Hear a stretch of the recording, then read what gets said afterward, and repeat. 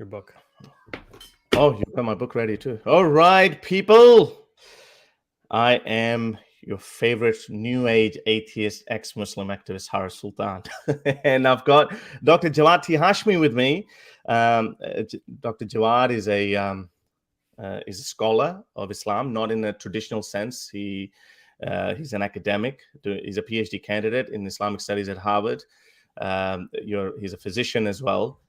And yeah, and I think we're just gonna we've been wanting to do this for a very long time, and I think last year, Doctor, you asked. Sorry, by the way, should I call you Jawad? Just call me just call me Jawad. Okay. Absolutely. Jawad asked me, I think last year or the year before, he invited me to come to Harvard and maybe have a debate in person, but because of COVID and so many other things happening at the same time, that couldn't happen. So why not just do it on camera? Because obviously it's a lot easier. We could just get right into it. How are you doing, Jawad? I'm doing well. How about you, Harris? You're in Australia? Yeah, I'm in Australia. It's a beautiful day, hot. I believe wherever you are, it's cold and dark. Actually, no, you don't live in Europe, so no. It won't be as bad. Yeah. So I found out when I was looking you up, you're an actor as well. Is that correct? Not anymore. I mean, in my younger days, I tried some acting, but obviously those skills weren't that good. So I thought I should apply the skills somewhere else. Which is what now? Which is this? Well, no, my business is an acting agency. I run an acting agency. I represent actors and models. I try to get them work. But that was in my 20s what I was really passionate about. But now I'm more passionate about what I'm doing. I guess it depends on, what you find interesting at any given point. This quote has resonated with me. I can't remember what the name of the book or the author. He said, we pick a career for ourselves in our 20s, like when we decide what degree we're going to do, and then we're just stuck with it for the rest of our lives. Seldom people, in their 30s or 40s go through a career change. But that's just the nature of the world we live in. And that's just the structure. I mean, our marriages fall apart, our interests change, we retire, but it just in terms of a career, whatever career that we're stuck with or we picked in our 20s, we're just stuck with it. So I think it's a great luxury. One should be really grateful that if they can change their career paths as they go along, because you're a different person in your 20s and 30s and so forth. So I mean, I don't know, if I get bored of this, I might do something else. Yeah, I'm also on my third career change now, so I can sympathize. But it is a luxury. Yeah. not that young. I'm sure you're much younger than I am, but no, I think we're the same age. I might look younger though. Oh, okay, all right. I'm joking. I have no idea. I'm just joking. I don't know. All right. So I wanted to, I read your book actually, and I thought, to give somebody a fair reading, you should read their book to understand their mindset. And I hope that we could go through it so that you can know, like, what issue I have with your approach. And even if we start from like the very beginning of your book, you talk about, so this is in the prologue on page 10. You talk about, it talks about the enlightenment, that all of us who live in liberal Western democracies are beneficiaries of the age of enlightenment. And you talk about your fundamental values and rights, free expression, individual liberty, equal rights, and democracy are the result of courageous free thinkers who challenge the European theocracies and religious orthodoxies of their time. Then it moves on to Thomas Jefferson, who built this nation. And then you talk about enlightenment in the Muslim world, which is really what you're calling for, even on your podcast, which I found very enjoyable, by the way, The Secular Jihadists. You right front and center is talk about the Enlightenment. So that seems to be a key part of kind of the new atheist. And do you mind me calling you a new atheist? No, I'm okay with that. Okay. Because I mean, I you read Dawkins and were very influenced by Dawkins. So that's why I thought that kind of fit. And I don't mean that in an insulting way. I understand. If you don't like that. Okay. But I also, have you read I'm sure you've read Steven Pinker's book, Enlightenment Now? Yeah. So no, I haven't read that. No, not that book. I've read Better Angels About Nature. Yeah. I see. Okay. Well, enlightenment now, that's a big key term, and he's even been called a new atheist, and he doesn't really Yeah, discount yeah, that completely. So this enlightenment thing is very big for you in this narrative, in the new atheist narrative, that we, the West, we are the enlightened West, and we are going to export these values to the rest of the world, and these backward Muslims, they need to catch up to the Enlightenment. Is that about right? Did I miss anything there? yeah, yeah, yeah. No, that Okay. sounds right. Yeah. Okay. So I think this is where we can tell where our divergence is. Mm. So I also uh, am a pro-enlightenment figure. Now, I believe I'm a critical, I believe in critical engagement with the Enlightenment. But I also claim the Enlightenment. And if you look at the Enlightenment, I think actually you're going to have a harder time claiming the Enlightenment. So if you look at the Enlightenment figures, for example, Descartes is the one who first, is one of the first figures of the Enlightenment. I mean, he wrote proofs of God's existence, right? Francis Bacon, who started the scientific revolution, the thing that you tout as like the Muslim world really needs to catch up with science and enlightenment. Well, why did he engage in his science? He engaged in his science because he thought that it showed the glory of the Creator, Mm. right? He has a famous quote: "A little philosophy inclines man's mind to atheism, but depth in philosophy brings men's mind about back to religion," which I think applies here, by the way. We'll find out how. If you look at Immanuel Kant, who wrote the famous essay, "What is Enlightenment?" When he says "Dare to Reason," which is kind of the essay that we all go back to when we talk about enlightenment. Well, he also wrote a book called "Religion Within the Bounds of Bare Reason." And then he says, quote, "Morality leads inevitably to religion." John Locke is the father of modern liberalism. He wrote a book Free called The expression. Yeah. Reasonableness. He wrote the book The Reasonableness of Christianity. And he said, quote, "The taking away of God dissolves all." Newton, who is the scientist par excellence of the Enlightenment, he talked about all this beautiful system of sun, planets, comets. And he said, this is all tells me about that there's this intelligent being out there. And he even said about atheism, he said, atheism is so senseless and odious to mankind that it never had many professors. Spinoza, for example, is often considered an atheist, but this is not very well informed. In fact, he was described as being God intoxicated. In the prologue, you talk about Jefferson, but Jefferson himself, Thomas Jefferson, who was definitely an Enlightenment figure, he described himself as a, quote, rational Christian. And someone, an author, a scholar describing him said, reason was central to his religious convictions. God had created every human being with the faculty of reason. So you talk about how Jefferson took a razor blade to the Bible, and this is how little he took seriously the Bible. But this is actually an inversion, because what he was doing was, it was an act of faith. He was trying to figure out what the historical Jesus actually said, and he wanted to follow that. There's actually quotes from him where he talks about how this was in order to get to the truth of what Jesus was actually calling to, which is interesting because you and I have had a back and forth about when it comes to the historical prophet Muhammad. What I am doing when I'm skeptical of the hadith is very similar to what Thomas Jefferson was doing. So you have in the very beginning of your book, all these things about enlightenment figures. You talk about the founding fathers, but all of them believed in religion, and they were not deists, by the way. This is another myth, the myth of deism. Washington, Jefferson, Franklin, John Adams, James Madison, they all believed in religion, and they believed religion was necessary in order to sustain an ordered and virtuous republic. And this is kind of my viewpoint, by the way. This is why I think when we talk about religion and how the question we had today is, should the Muslim world embrace atheism? Like you, I am worried about fundamentalism. I believe fundamentalism is an issue. Dogmatism is an issue. And there I diverge from the fundamentalists, obviously. But I don't think the only solution or the only option is atheism. Clearly, there's another option, which I posit is what can be called liberal religion. And with liberal religion, or what's also known as Islamic modernism, is Reformed traditionalism. So they kind of go hand in hand and grow off of each other. But what you do is you present fundamentalism as the only religious outlook.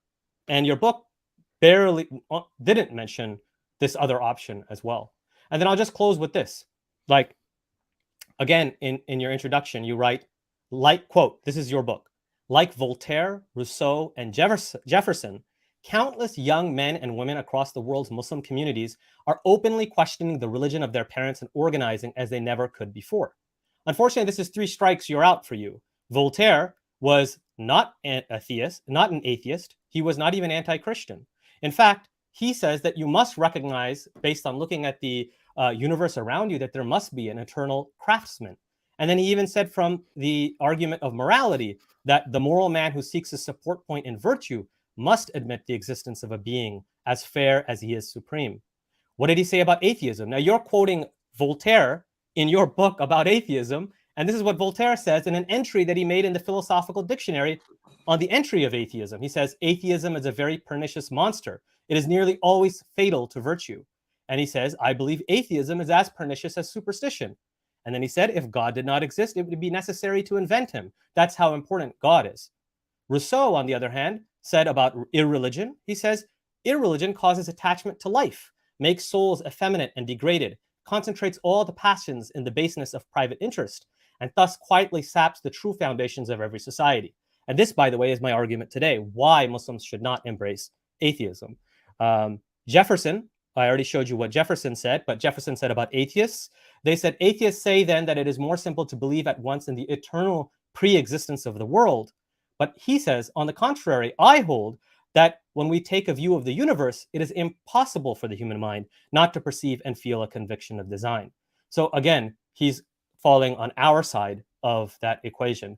So all of these figures that you call to do not really support your case of atheism. And in fact, they support my case for what is liberal religion, and before liberal religion is actually what can be called philosophical religion, which your book doesn't deal with at all. These founding fathers were actually, there's a connection between them and their ideology and the classical Islamic philosophers. In fact, in the book by Fraser called America's Founders, he says, quote, in this regard, the theistic rationalists, and he's talking about the founding fathers, shared the Muslim position, which held that reason was the sole judge of the truth of revelation. So, and there was a book that that was translated. It was by an Islamic philosopher, Ibn Tufail, which was translated, Hey Ibn Yaqzan, which many Enlightenment figures were read and were inspired by. So there's this other option out there, which you can call it liberal religion, you can call it philosophical religion, you can call it theistic rationalism, you can call it rational religion. All of them are basically the same thing. But the point is that it's an alternative as opposed to fundamentalism. And that is where I think your book fails, because you don't talk about that. You just show this monolithic image of Islam. So I'll let you, that's kind of my basic outlook that I wanted to Right. So first of all, what you're reading, what you're quoting, you're actually quoting Ali Rizvi. This is a monologue. But you endorse of course, I endorse it. Yeah. Yeah. So I'll answer that. So first of all, I think where we actually diverge a lot earlier, because you're talking about individuals. Voltaire was very anti-Christian. I can pull up. I was just bringing up. So he was against the Catholic Church. He was anti-clerical. I can point you to some scholarly books on this. God and the Enlightenment, The Religious Enlightenment, Let There Be Enlightenment. I mean, these are books that you should really read, because they will complicate your view of the Enlightenment. That still doesn't negate my point. That still doesn't negate my point, and you need to understand my point. We can if we talk about it. Sure. What you're doing, you're discussing historical figures. So when people quote Jefferson or Voltaire or Kant or Hume, when people quote them, we quote them for a reason, and how Enlightenment began. We can at least agree that the current Western liberal Enlightenment, the period of Enlightenment that we call, it began in that period. Now, the personal beliefs actually don't matter. Jefferson himself did not. He was very critical of Trinity, of miracles, of atonement, everything. He was a Unitarian. Yeah. So but he was also critical of miracles itself as well. Correct. As people as I am. Right. So he believed that. Jawad, we'll get to that. Let me present my argument forward. Sure. My bigger point still remains. For example, Newton being a great scientist was a God believer. It doesn't matter what his personal belief mattered. We're looking at it from a consequentialist worldview, that we look at the current Western world and we go, okay, there was a point in history, what we call Renaissance or Enlightenment period. We call that around about 16th, 17th century. We say from there on, the Western civilization took a dramatic turn away from theocracies, away from the influence of church, and then look at the end result we have today. So that's how we look at it. We don't what you could argue that what we know thanks to science today, Voltaire didn't know about it. Voltaire didn't know about evolution. Newton didn't know about evolution. There's so many arguments. So there, and this remarkable. Hang on, and then this remarkable quote by Francis Bacon that, little knowledge of science will take you away from God. Full knowledge of science will take you towards God. What the hell did Francis Bacon know about science? And an elementary school student would know more about scientific facts than Francis Bacon would know. So his quote is absolutely redundant. None of that matters. So you can quote people from history, what their personal beliefs were. In fact, I'll go actually one step further. You can even quote scientists today who believe in God, but the scientific opinion, we judge them on the scientific opinion that has been established, that is agreed upon. That is what we go by. So when we talk about enlightenment, we talk about enlightenment values that started. So if you brought up Thomas Jefferson, for example, was a slave owner as well. So would you be a hero then? He would not be our hero when it comes to that. But what he set in motion resulted in a society where we managed to get rid of slavery. We managed to get rid of, we managed to establish equal rights for all individuals. So that's what matters. So what Voltaire said or whatever their personal beliefs were, they don't matter anymore. So I think this is where... But you're trying to use them. And so first of all, let's be precise. For the establishment, for the establishment of enlightenment. So Renaissance is not the same thing as Enlightenment. Yes, okay. Enlightenment is a period of history. So we're not in the Enlightenment anymore, right? We're in the postmodernist period now. Yeah, right. So you're trying to claim the Enlightenment as the atheist ideal, that atheism is what started this. Otherwise, why is your book starting out with the Enlightenment? Why is your secular jihadist talking about we need an enlightenment in the Islamic world? You're calling to atheism.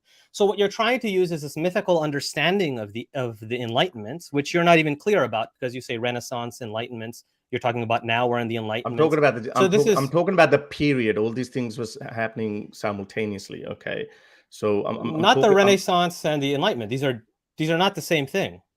I know they're not the same thing, but they're happening around the same time. Protestant movement was also happening around the same time. No, they're not. These are separate phenomena. These are separate phenomena. They are not the same thing at all, and they don't even happen at the exact same time. This is not true. So they're not happening in the 16th, 17th centuries, 15th, 16th. If you look at that time, if you look at the time period, there may be overlap. We can take a look at exactly what the time frames all are, these things were happening. None of these. Nobody's saying they're the same thing. Of course, they have different names, right? But none of these things were happening in the so-called Dark Ages, right? So something happened in the Western world at that point. As a result of that, we live in the current world. You understand that point? 15th and 16th century, okay? Right. Age of Enlightenment, 17th and 18th century. Yes. It's a different century, my friend. Yeah, so none of these things happened. Obviously, there's step-by-step process that happening, and we're using that as a precedence to what. But that has nothing to do with atheism, though. That has to do with. Would you agree that the majority of the world is headed towards atheism? I mean, atheism in recent decades, yes, well after the Enlightenment. Yes, and now because we don't. So then you shouldn't use the Enlightenment. Then you should abandon the Enlightenment, because the Enlightenment was conducive to religion. You should not. No, it wasn't. Call the Enlightenment. Yes, the whole movement was. No, Javad. I don't. Hang on a second. Listen to the point. The whole point of enlightenment is setting things in motion that result to the liberal democracies that we live in today. That's what we're arguing about. So liberal democracy has no contradiction with religion.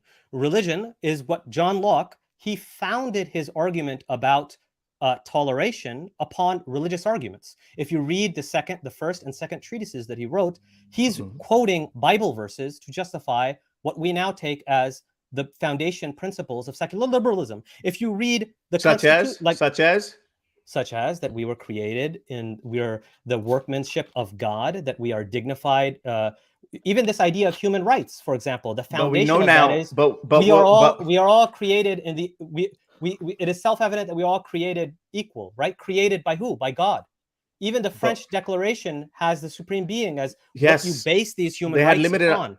You're still missing the central point. I think you're getting caught up on what I'm using to get to my result.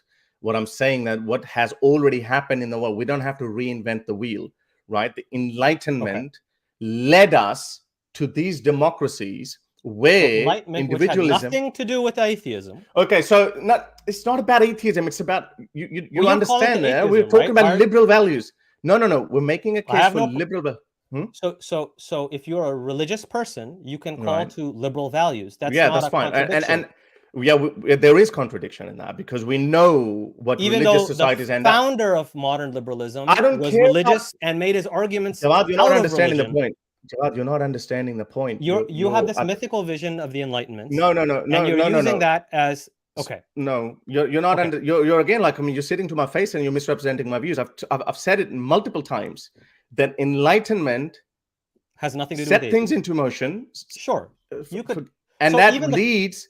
I'm telling you again, I am an atheist with atheists who believes in a worldview, in a system where people are free to believe in whatever they want to believe. One of the core tenets. That's what John Locke said. Yeah, so that's fine. Yeah, so that's fine. What's wrong with that? He made deeply religious arguments to justify the idea of religious toleration. If a religious person makes the same argument and he is a proponent of liberal democracies, I have no problem with that.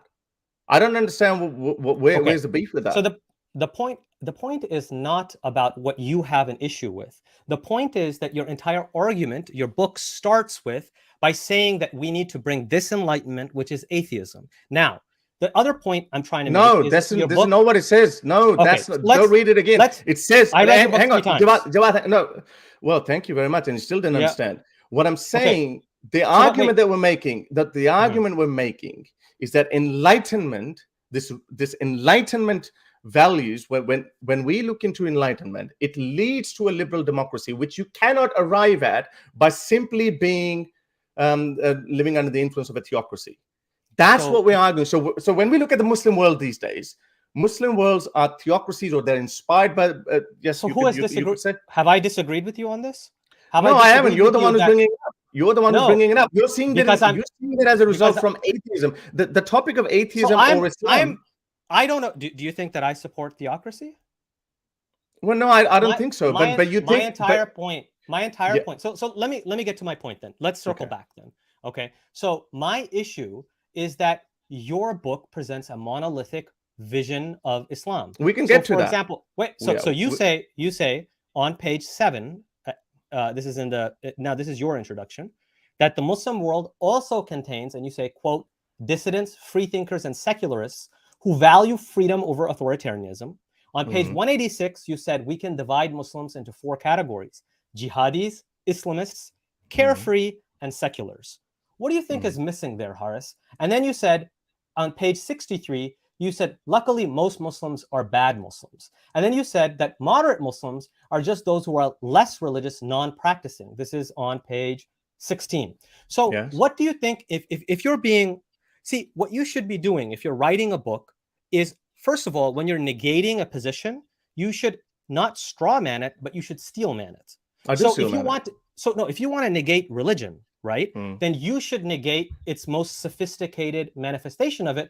Or you should say, or in your book, you should have said clearly that you have no issues with that. And so this is the problem with you modernicists. This is the problem with you reinterpreters of Islamis. And this is where we're going to get into it, right? So you're talking about quoting Voltaire and what the personal beliefs were. They're irrelevant.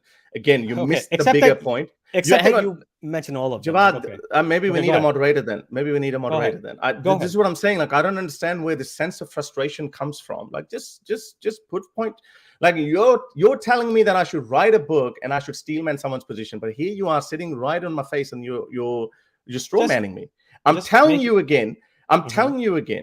The point that is being made there, and the point that I've been consistently making the same point.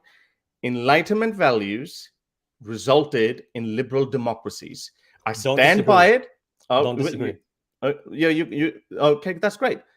And when we get to that, when we live in liberal democracies, now that's the point we didn't make, but I learned that point, and now I'm going to make it because now we have more data. Once you get into this liberal democracies, you could argue that some other kind of, wokeism or some other kind of dogma would originate, but religion becomes a lot weaker in liberal democracies. We look at every Western, not survey, actually census results. Religious people are going down. The people are losing their faith. And that is the direct consequence of a liberal democracy, where there is freedom of thought, freedom of expression, and there's open debates and dialogues. That is the end game. That doesn't happen in Muslim countries. And that's what activists are striving for. So you're now reversing the argument. So you're inverting it. So initially, now you're saying that enlightenment leads to atheism, right? This is a critique. It's one of the consequences, yes. This is, I mean, you would be on the same footing as the religious fundamentalists who would argue the same thing. Now, the reality is that because it's obvious. This move towards atheism is only a few decades old. We're talking about since the 1960s, 70s. It's the sexual revolution, which is the real linchpin of everything. And which actually, which is a sexual revolution. 200 or 300 years is nothing when it comes to societies. Correct. But it's a sexual revolution that is actually what precipitated this rise in everything. Sexual revolution is just a part of it. Right. Well, I mean, you can look at the correlations, right? So but you can look at civil rights movement as well. You can look at the the civil rights movement movement as well. Abolitionist movement and the civil rights movement were deeply implicated in religious ideology. No. Oh, come on. You don't think Martin Luther King? Yeah, you don't think again. You go back to original. You go back. So you don't believe in facts. Views of people. No. You believe in individual beliefs. That's what you believe in. I'm saying, you can find an African black man who would be defending slavery of Muhammad, but when you show him, hey, he specifically owned black slaves, then you'd be like, oh, okay, then he might be thinking, but he was still defended. So Martin Luther King, hang on a second, this is a very important point. So Martin Luther King was a devout Christian. So we know when it comes to religious people, they can turn off certain bits and then they can turn on certain other bits. For example, every man should be equal.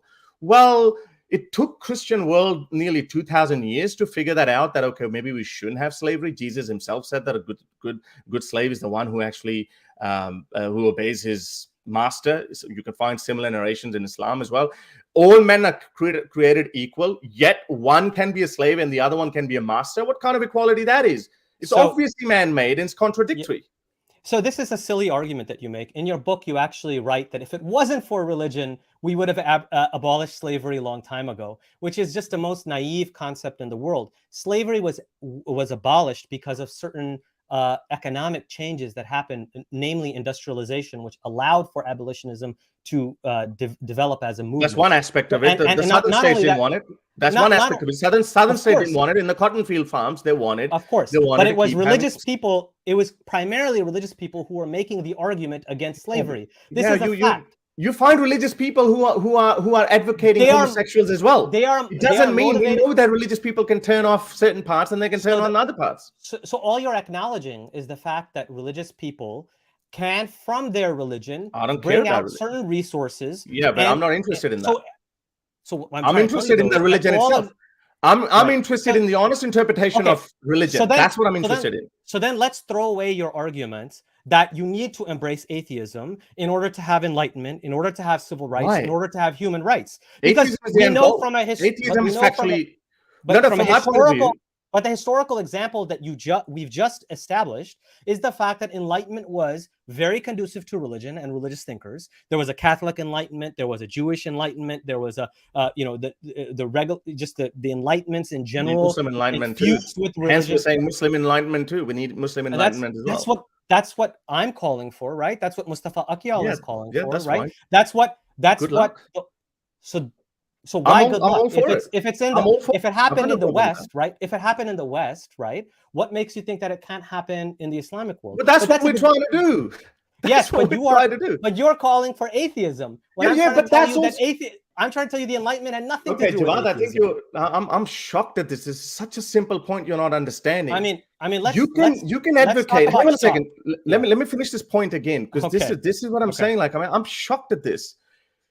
You're also asking for liberal worldview, a liberal renaissance in the Muslim world. Yeah, right. You're for it, right? You're for liberal democracies, right? So wait, let me speak then. So I believe that certain liberal values are important and that need to be cultivated. However, I consider myself a post-liberal in the sense that I do think that liberalism can go off the rails or to an extreme. We can And go into we'll the talk nitty-gritty. and we'll talk about that when we talk about the sexual revolution. Yeah, Because I think that is going to be a crux of the issue here. Yeah, exactly.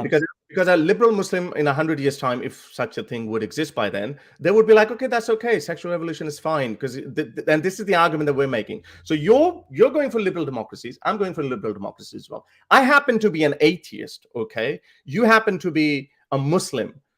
Like, what kind of a liberal worldview is this that you're saying that, you know what, you can only arrive at liberal worldview or liberal form of government through a religious angle, but not as an atheist? I just don't understand. When did I say that? I No, never said that. no, You you're are the saying one that who's atheism. I'm simply saying that there is another option for Muslims, which is not atheism. So, but you need to acknowledge that when you're writing a book I do about acknowledge this that. topic. No, I don't. Where? I don't. What No, page? no. No. Again, this book is also a bigger part of that book is basically debunking the concept of God, okay, and the problems in Islam. Okay, so you let's can talk write about, a book. You can write a book where you reinterpret the Quranic verses and you can debunk these arguments. And you say Islam is all, you know, rainbows and butterflies. You can do that as well. That's fine. But the main argument is enlightenment movement. It led to liberal democracies, and in liberal democracies, all kinds of ideas can flourish. And atheism now, obviously, that point wasn't made, but premise was laid. But the conclusion can be made now that in those liberal democracies, we see atheism just sprouting like, you know, a flower in spring. Yes, this happened after the sexual revolution in the 1970s, and which was caused by enlightenment, which caused by individualism. Had nothing to do with enlightenment movement. So there is an argument for individualism unchecked leading to that. But the founding fathers themselves believed that religion is important for the societal fabric so that that doesn't happen. So our real debate is going to be whether that was a good thing or a bad thing, not whether the Enlightenment figures themselves actually believed in what you're selling. But let's move on. That's not even an argument. You're again strawmanning it again. It's not a straw man. Your book is an entire straw man. It is. No. Okay. Let's go to the proofs of believe God. in that. So you said that your book is about really about proving that God does not exist. That's what you just said. And debunking the idea. Debunking the idea. So let me ask you now, okay? Since you are writing a book on this topic, right? I'm assuming that you did some basic research, right? Like if I would write a book, right, I'd want to be an expert. At least I'd want to know what I'm talking about before I go publish a book. So can I ask you, in your extensive research, what was, in your opinion, the strongest argument for the existence of God? Not the one that, obviously you don't agree with it, but you and I can both agree that there might be a strongest argument on the other side. Is there a strongest argument that you found when it comes to the existence of God? No, when I turn my reasonable mind on, I actually don't find any argument strong. So none of that. So which one is the least bad? Which one is the least bad then? To me, I'm sorry, I put them all equally bad, because any argument that can be easily debunked, they're all bad. I can't say intelligent design or the teleological intelligent design or cosmological argument. They're all bad because they've all been debunked by people on both sides of the spectrum. So what do you think about Ibn Sina's contingency argument? It's a bad argument, because to get out of that, you insert a necessary being in that. I mean, but that's what it's proving, though, right? That's the argument itself. No, it's a bad argument, because if you make a full stop because you want to get rid of the infinite regress, then we can also one step before. We can say the universe, or the matter required to create the universe, or to form a universe, was always there. It was always there, because you're applying. You're talking about the Kalam cosmological argument. You're not I'm talking talking about the contingency argument, everything being contingent on that. All of them end with the necessary being, right? It's a necessary being, but without any explanation for a necessary being itself. So the entire argument is the argument for the necessary being. Yeah, exactly. But you can't make that argument. Scientifically, that argument is invalidated. You understand that? Oh my God. So in your book, you actually say this. You say, this is on page 29. You say, quote, "One of the physicists I respect and admire the most, Dr. I don't know how to pronounce his name, Michio Kaku, you can correct me if I'm wrong, Kaku, he said that the question of whether God exists or not is not a scientific question. I could not disagree with anything more than this." The funny thing is, I actually looked him up then and see what he said about God. And he changed his opinion. He changed his opinion afterwards. But it's not that. It's the fact is that he said the most commonsensical thing, which you fail to grasp, which is science. This is what he writes, quote, "Science is based on what is testable, reproducible, and falsifiable. That's called science. However, there are certain things that are not testable, not reproducible, and not falsifiable. And that would include the existence of God.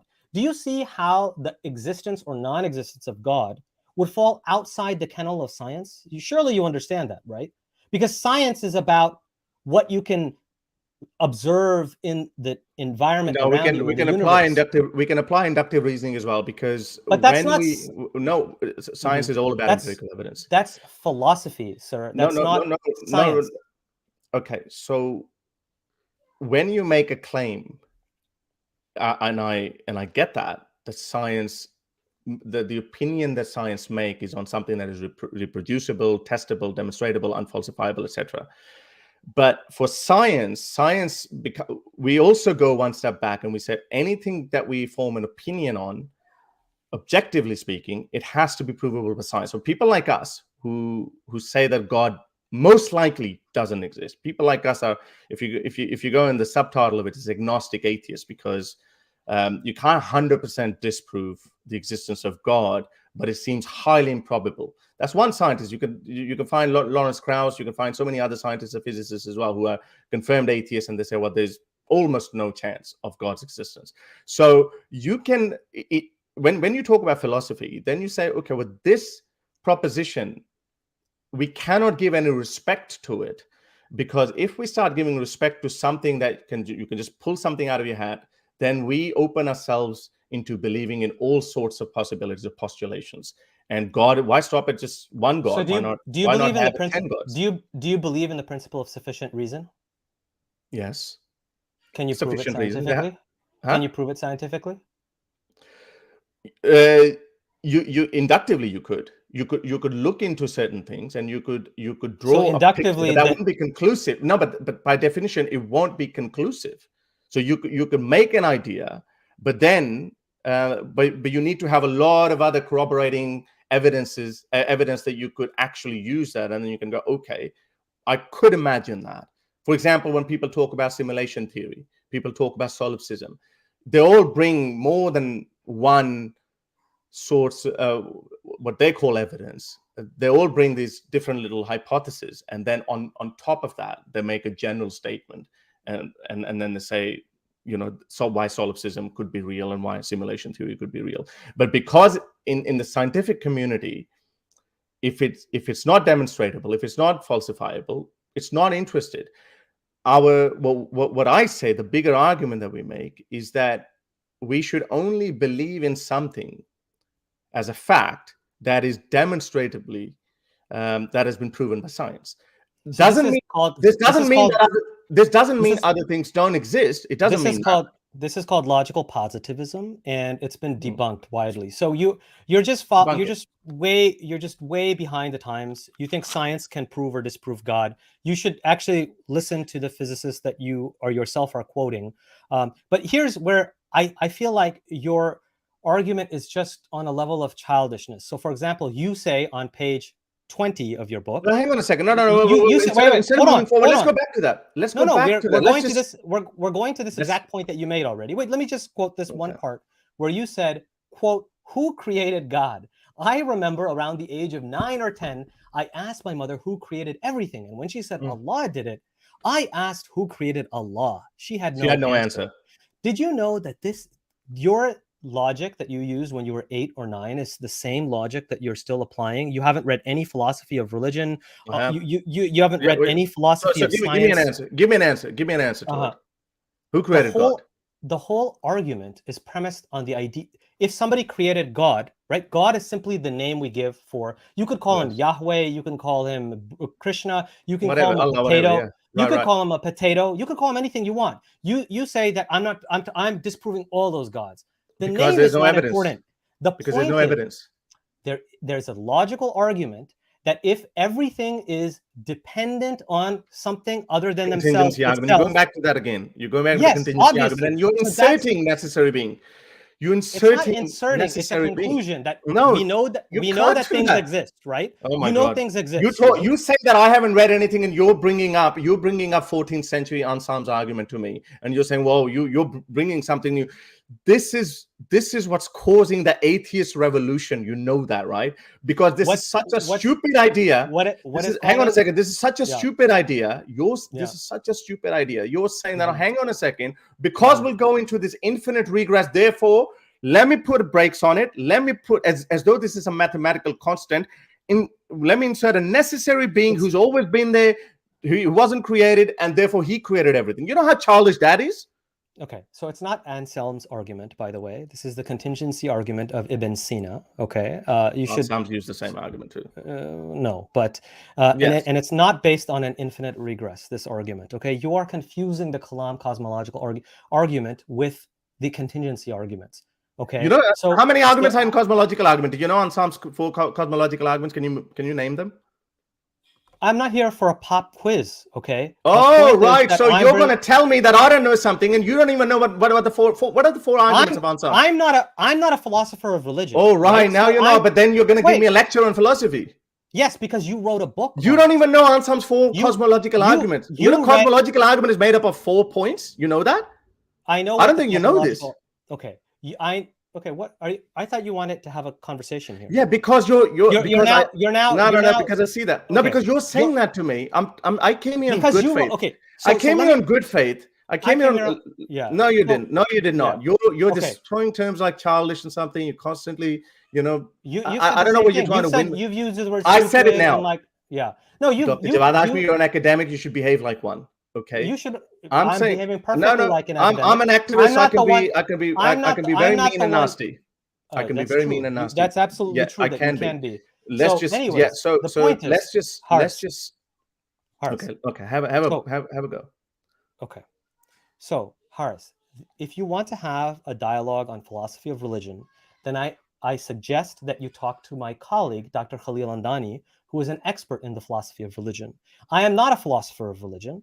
However, even with my basic knowledge, because I'm an academic, I could tell that your book suffered from, it was like an 8 or 9-year-old writing a book on these issues. You yourself say that this is an argument you're the one who believes in a necessary being without any evidence, and you're going to call my book. Okay, look, if you find that without any evidence, look, it doesn't hurt my it doesn't hurt my feeling. My book might be the worst book that was ever written. Okay, you feel good. Maybe a 4-year-old would have written a better book, right? That's okay. I've debated Robert Spencer, and I read his book, and I thought his book was poorly written. But yours is worse. Okay, I get it. I get it.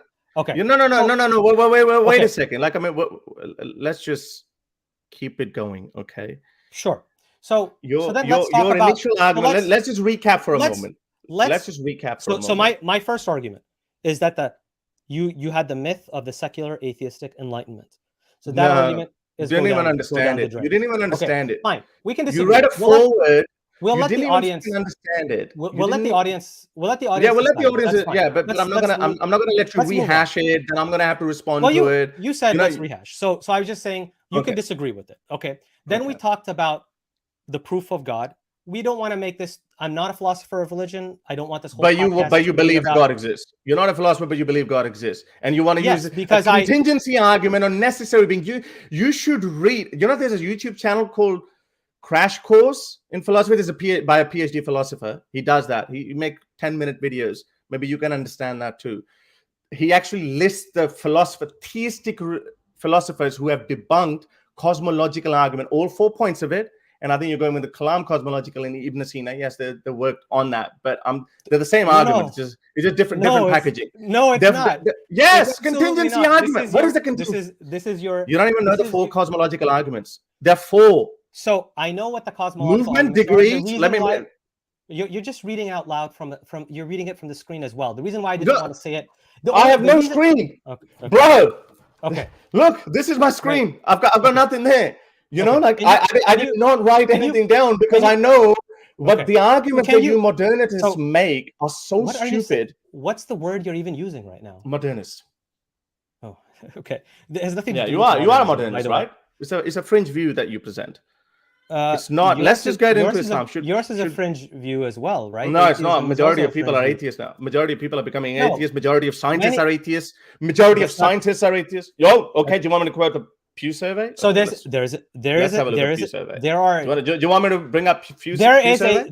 There is a debate on whether how many of them are atheist or not. The actual ones who call themselves atheists is not as high as you think it is. It's still more than God believers. So they are spiritual beings.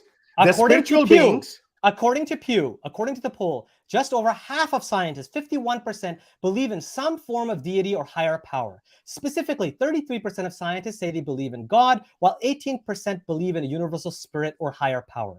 So, I think you need to retract what you just said now. Give me a second. Let me give you as well. And by the way, in our worldview, in my worldview, people who are spiritual, people who believe in some sort of a deistic God, etc., for all intents and purposes, they are atheists.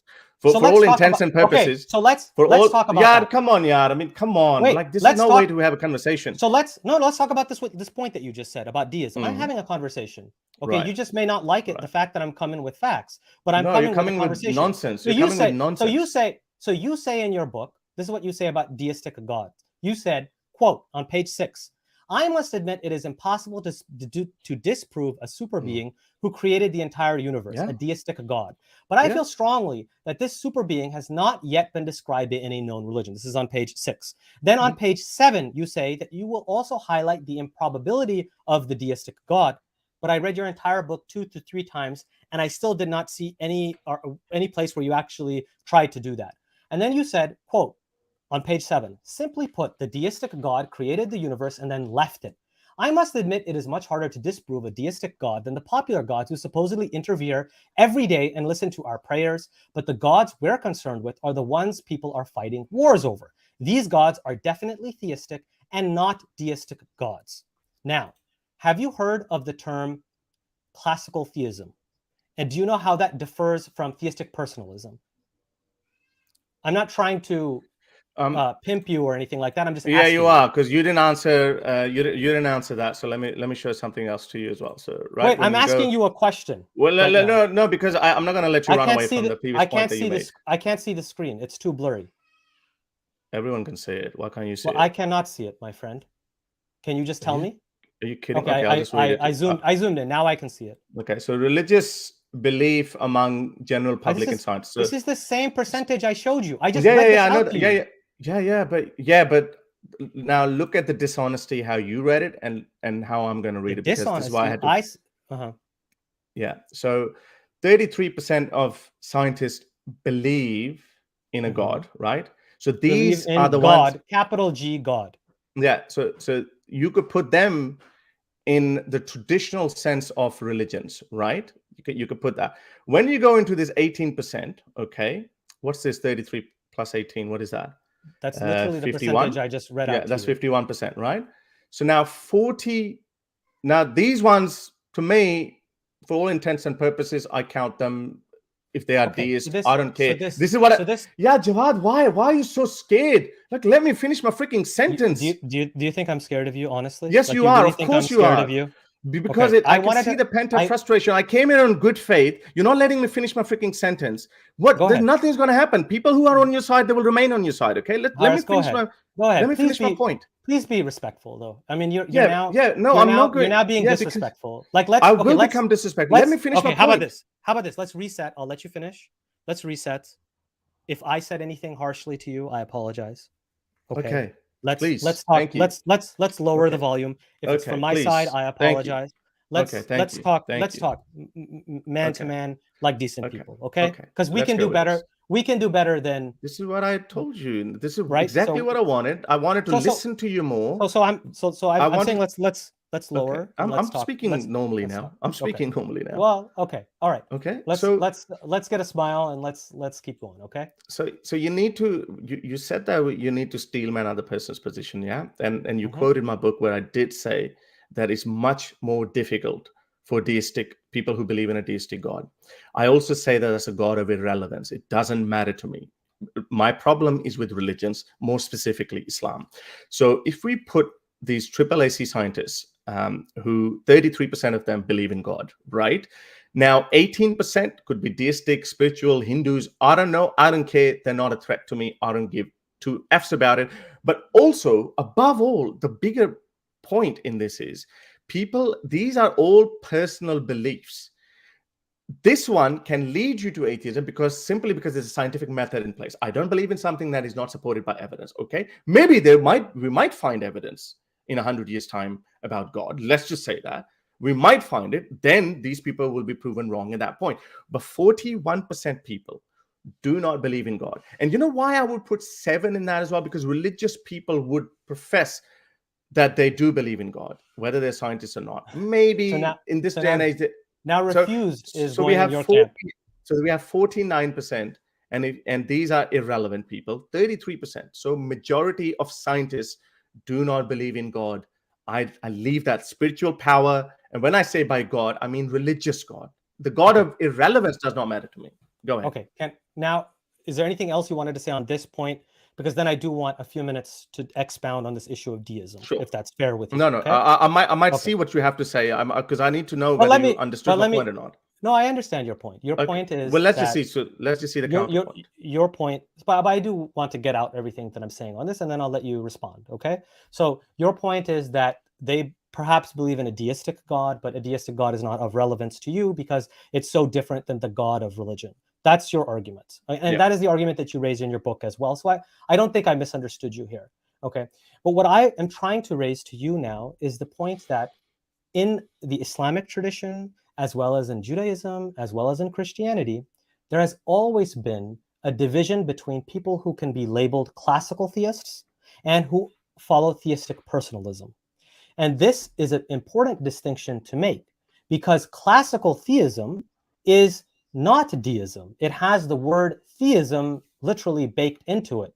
So all of these figures that I was talking about before to you, as well as scientists, very well could be, and many of them were, arguing for a conception that's consistent with classical theism, which is not theistic personalism or the personal God that you write about eloquently in your book about how you're not convinced about. So for example, when you say this is the God who gets angry, who smites down people, who is emotional, who like stomps down on people, has, anthropomorphic descriptions, this is the God of theistic personalism. And this, yes, is one conception within these traditions, but there was a competing conception, which, for example, was held by the Islamic philosophers of past, as well as closely by the Mu'tazila or the Islamic rationalists. So they believed in what's called divine simplicity, which is very much consistent with what you are falsely calling deism. Because deism is the belief, as you said in your own book, that God created the universe and then walked away or was no longer retreated. But what classical theism is saying is that God, or the necessary being, is the ground of all reality. It is the ultimate reality upon which everything else is based, and it's a continuous act of creation. Look, I'm talking right now, so if you don't share the screen, that would be kind of nice. Okay. No, sorry, it wasn't interrupting you. Sorry. So no, it's okay. I apologize if that was.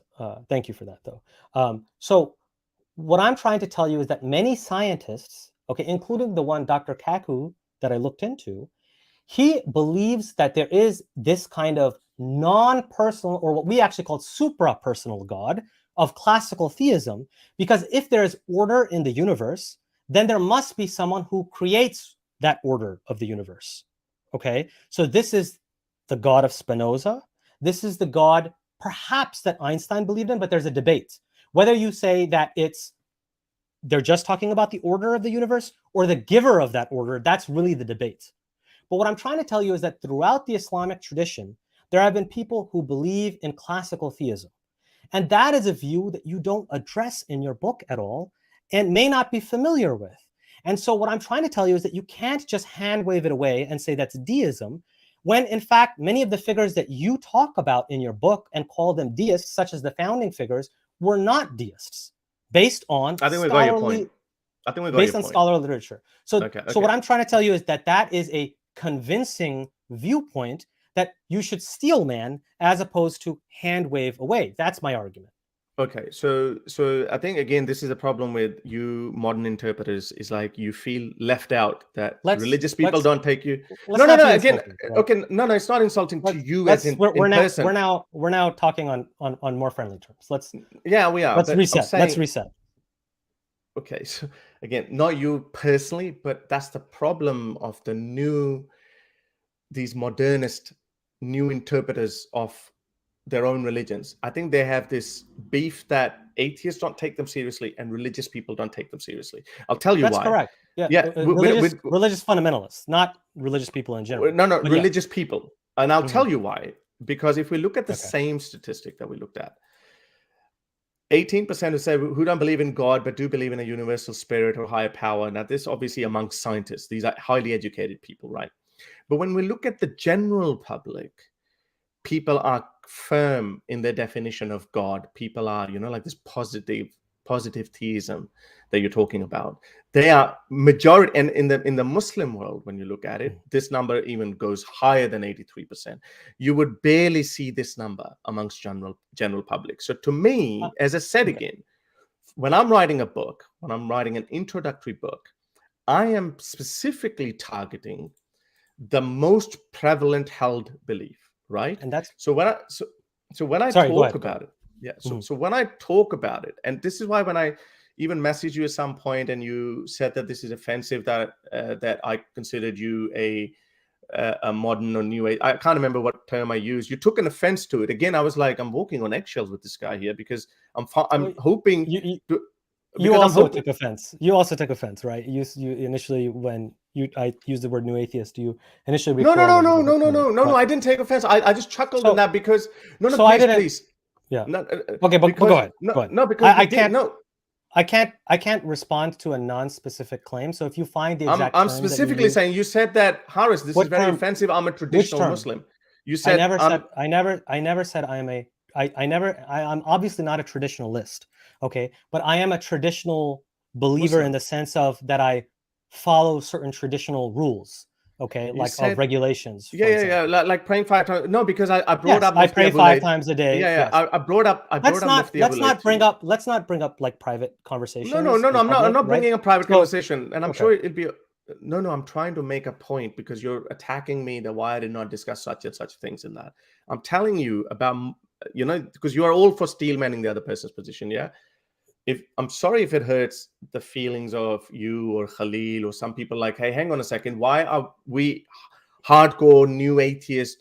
We just gloss over what you guys have to say. Okay. So this is, my beef is, at the end of the day, even though the conversation might get heated up, and I said that initially as well, that if you're also promoting or striving for liberal democracy, I don't see you as my enemy. Mufti Abu Layth is another one. I don't see him as my enemy. I would be more concerned about those Salafis like Hakikachus, because they're actively striving for a Taliban kind of system, right? So I don't discuss. Let me finish my point.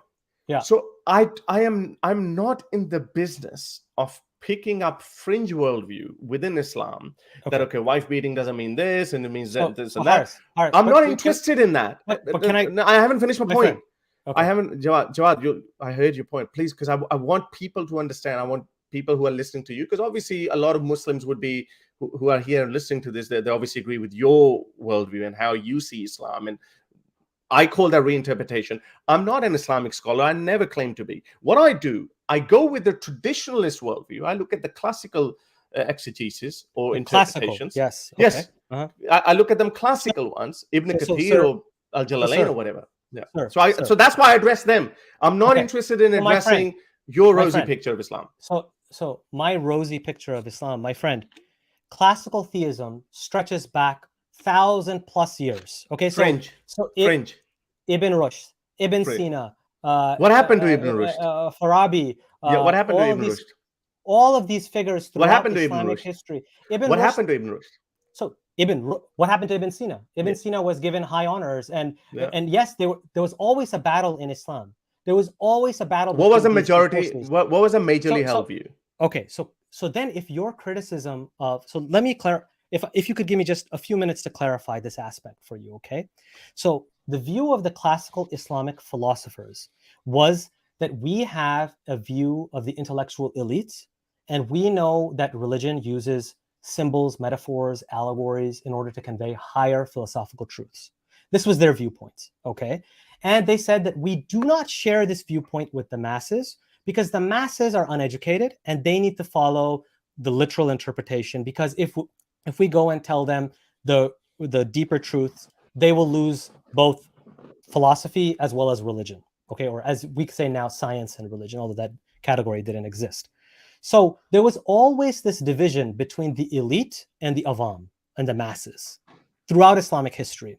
What happens in the modern period is that this collapses with mass education and the collapse of Islamic institutions. So you're calling this a fringe movement, but this was the dominant, like any, not modernist like me, but any philosopher, professor of Islamic studies, Islamic philosophy will tell you, you can read the books that they write, that the most dominant philosopher and thinker in Islamic history was Ibn Sina.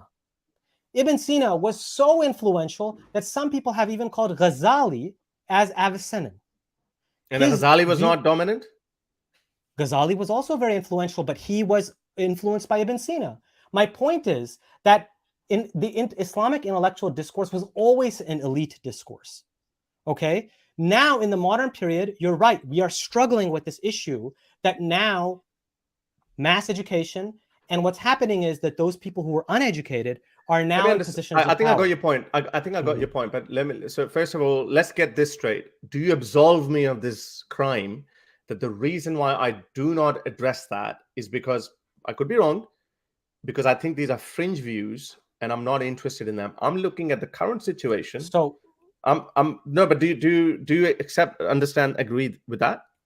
If you had said in your book and in your writing and when you speak, but especially in your book, because you're writing a book, there's some responsibility when you write a book, that if you had said that I am simply critiquing this particular strain of Islam or this particular subset. Can I finish the sentence though? Hold on. Let me finish. Okay. I got your point. If you had said, so for example, in your book, I told you how you said that these are the different categories.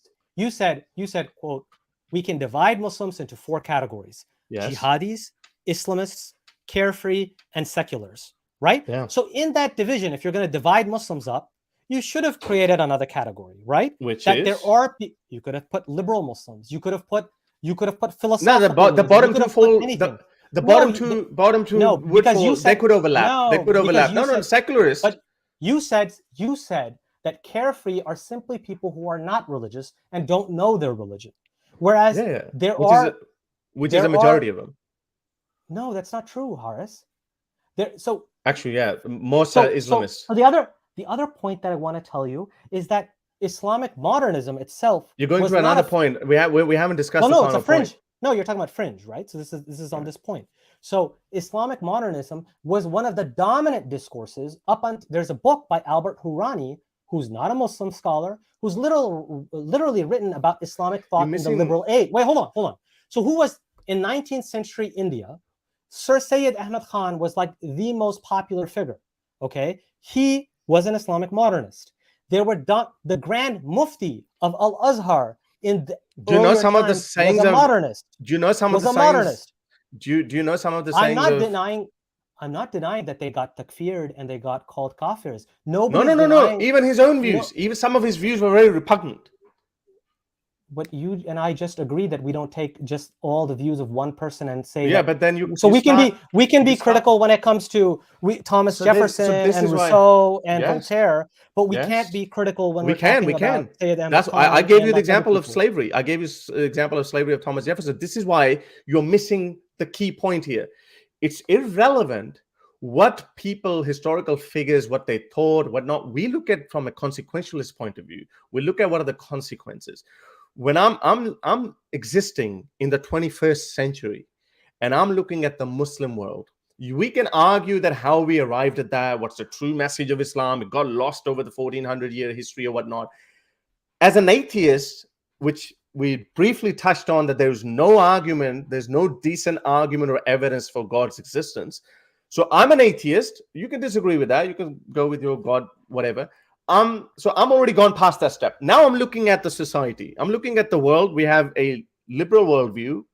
The Western liberal democracies, we look at that, we go like, okay, the standard of living, lifestyle, everything is better in these liberal Western democracies. But then conversely, when we look at the Muslim world or any other world that is governed by strong traditional historical, that look basically backwards, they actually are backward in present as well. So this is why I'm addressing that.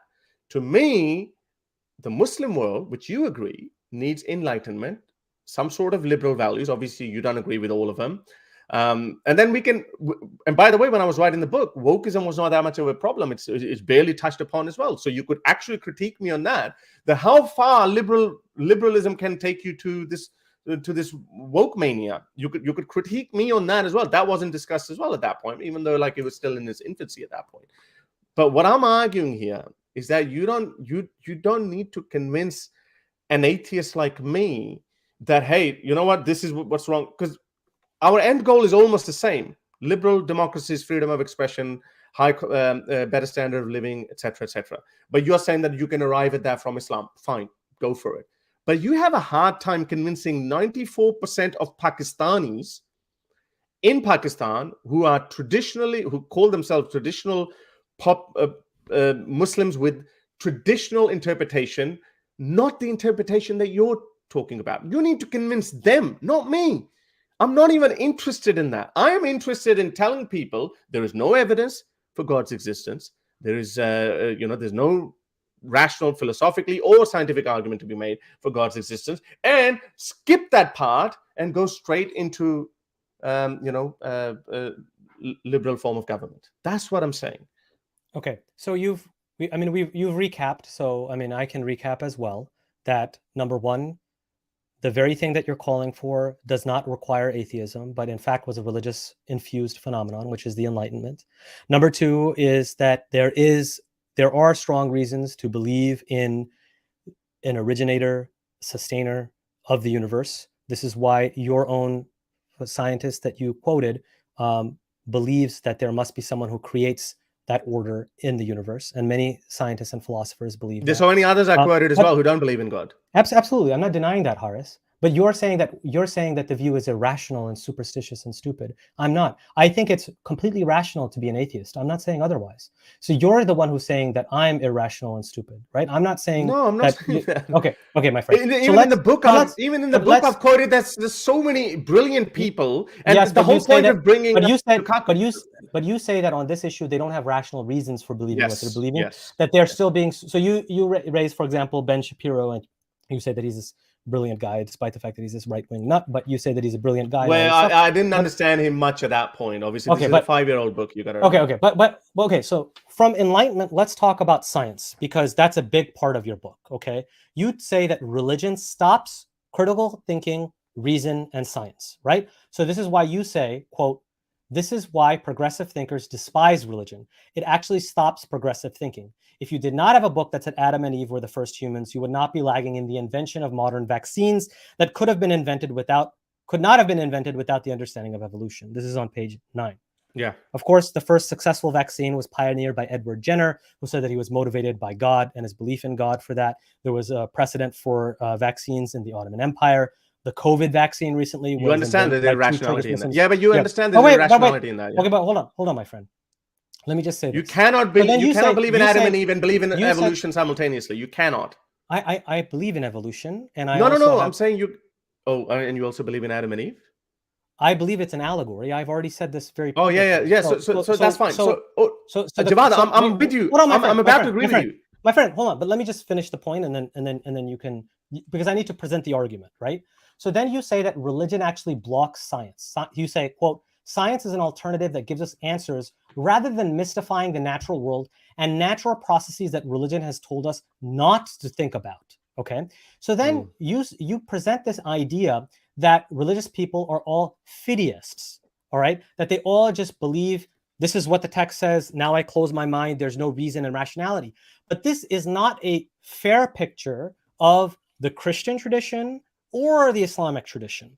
Okay, for example, in Christianity, there was always the understanding of faith-seeking understanding. Not only that, but the origins of modern science go back, and science in general has religious origins. The idea of a monotheistic God is what allowed for the existence of uniform natural laws. Many physicists agree with this, including the one you yourself mentioned, Dr. Kaku. Religion is what created a book culture around which this kind of learning and knowledge took place. And religious thinkers, far from saying that religion blocked them from doing science, they actually said that belief in religion is what compelled them to do science. They would quote, for example, that this is God's handiwork. They would call, for the Bible, they would quote Psalm 19. The heavens declare the glory of the glory of God, and the firmament shows his handiwork. So they believed, these Christian medieval Christians, that we study the universe in order to know God. This was the same view that was espoused throughout Islamic history. Do you deny, for example, Ibn Rushd? He said that the Quran itself says to reflect on the universe around you. Ibn Rushd's belief in God is very questionable. So that is Ibn false. Rushd, yes, no, it's not. Okay. There is no direct literature. He has written many books. Have you read a single book by Ibn Rushd? But they haven't survived. They've been written by secondary sources. Those books haven't survived. You're not correct, my friend. Okay, he has many books that are written. He literally defends God. He has a proof for the existence of God. You've once again done to him what you do to all these enlightenment thinkers and create this mythical understanding in your brain. You can't go online and search for this because the internet is not the right place to search. Right? He has proofs for the existence of God. He literally says, he quotes the Quran. He says, have they not contemplated the dominion of the heavens and the earth and what things God has created? And then he says, this is Ibn Rushd. He says, existing things indicate the artisan, he's talking about God, only through cognizance of the art in them. And the more complete the cognizance of the art in them, the more complete is cognizance of the artisan.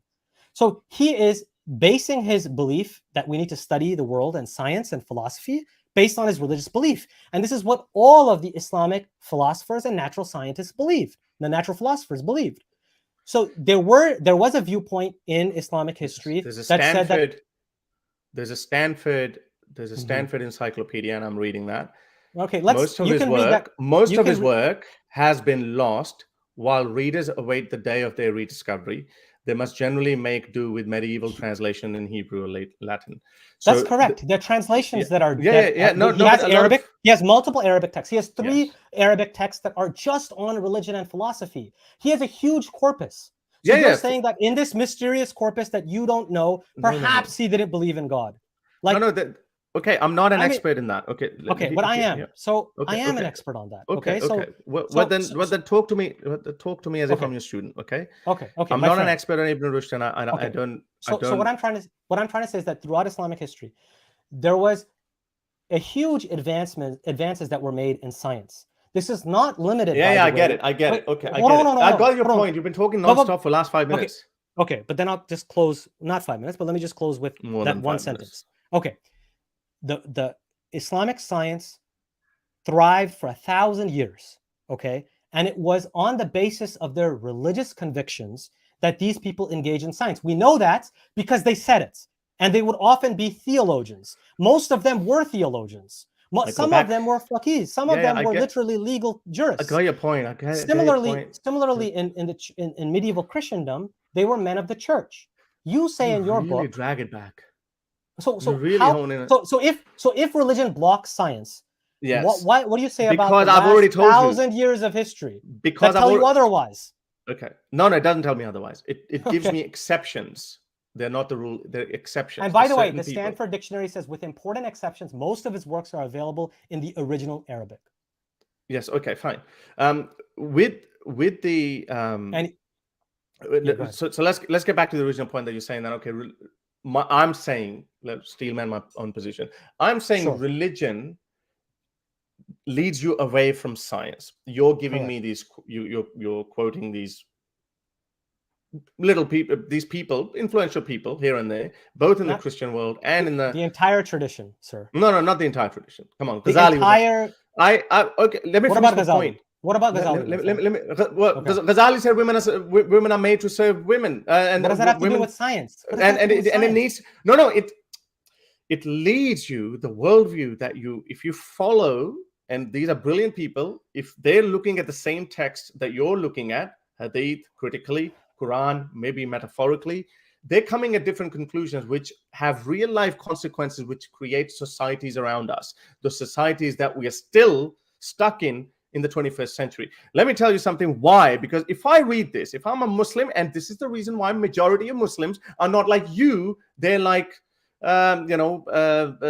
Isar Ahmed, that kind of Muslims, okay? Or Salafi, or Wahhabis, or Deobandis, or Brelvis, or superstitious people who believe in flying donkeys and all that, okay? When you look at this one, okay? This is Sahih Bukhari. It says, if a man has sexual intercourse with his wife... you're scattergunning now. You're scattergunning. No. I'm making a specific point.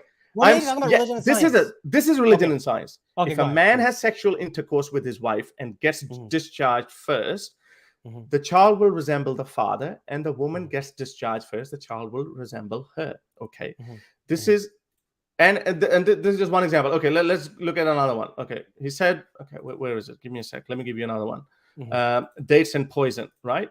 And one Muslim scholar even drank rat poison, apparently, which I don't believe it.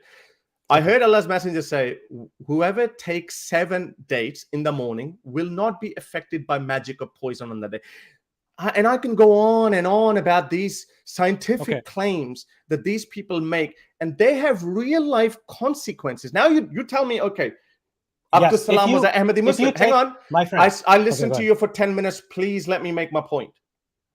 I know that this is your weak point, because once I start opening your literal text, this becomes really embarrassing, because you guys complicate things. It is. Also, this is not embarrassing. I'm sure it's embarrassing. This is a reason why you want to run away from it. This is embarrassing if I believe you believed in it. Yeah, exactly. But you're not. But majority of Muslims do believe in that, and I'm addressing. My book is addressing that. My activism is addressing those people. You can say. But you can continue. Just continue your point, and so that I can respond, please. Okay. We are having.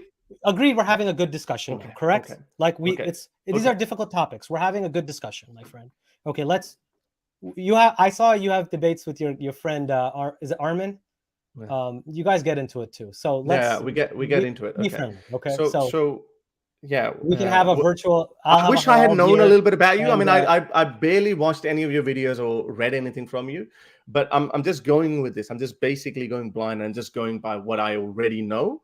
And this is why I did not want it to be a debate with the moderator, so I actually can see your point. Because one thing that actually fascinates me about you don't like that term, but no, I don't mind the term, my friend. Okay. I follow philosophical religion, which goes back from the very beginning of Islam. It keeps changing.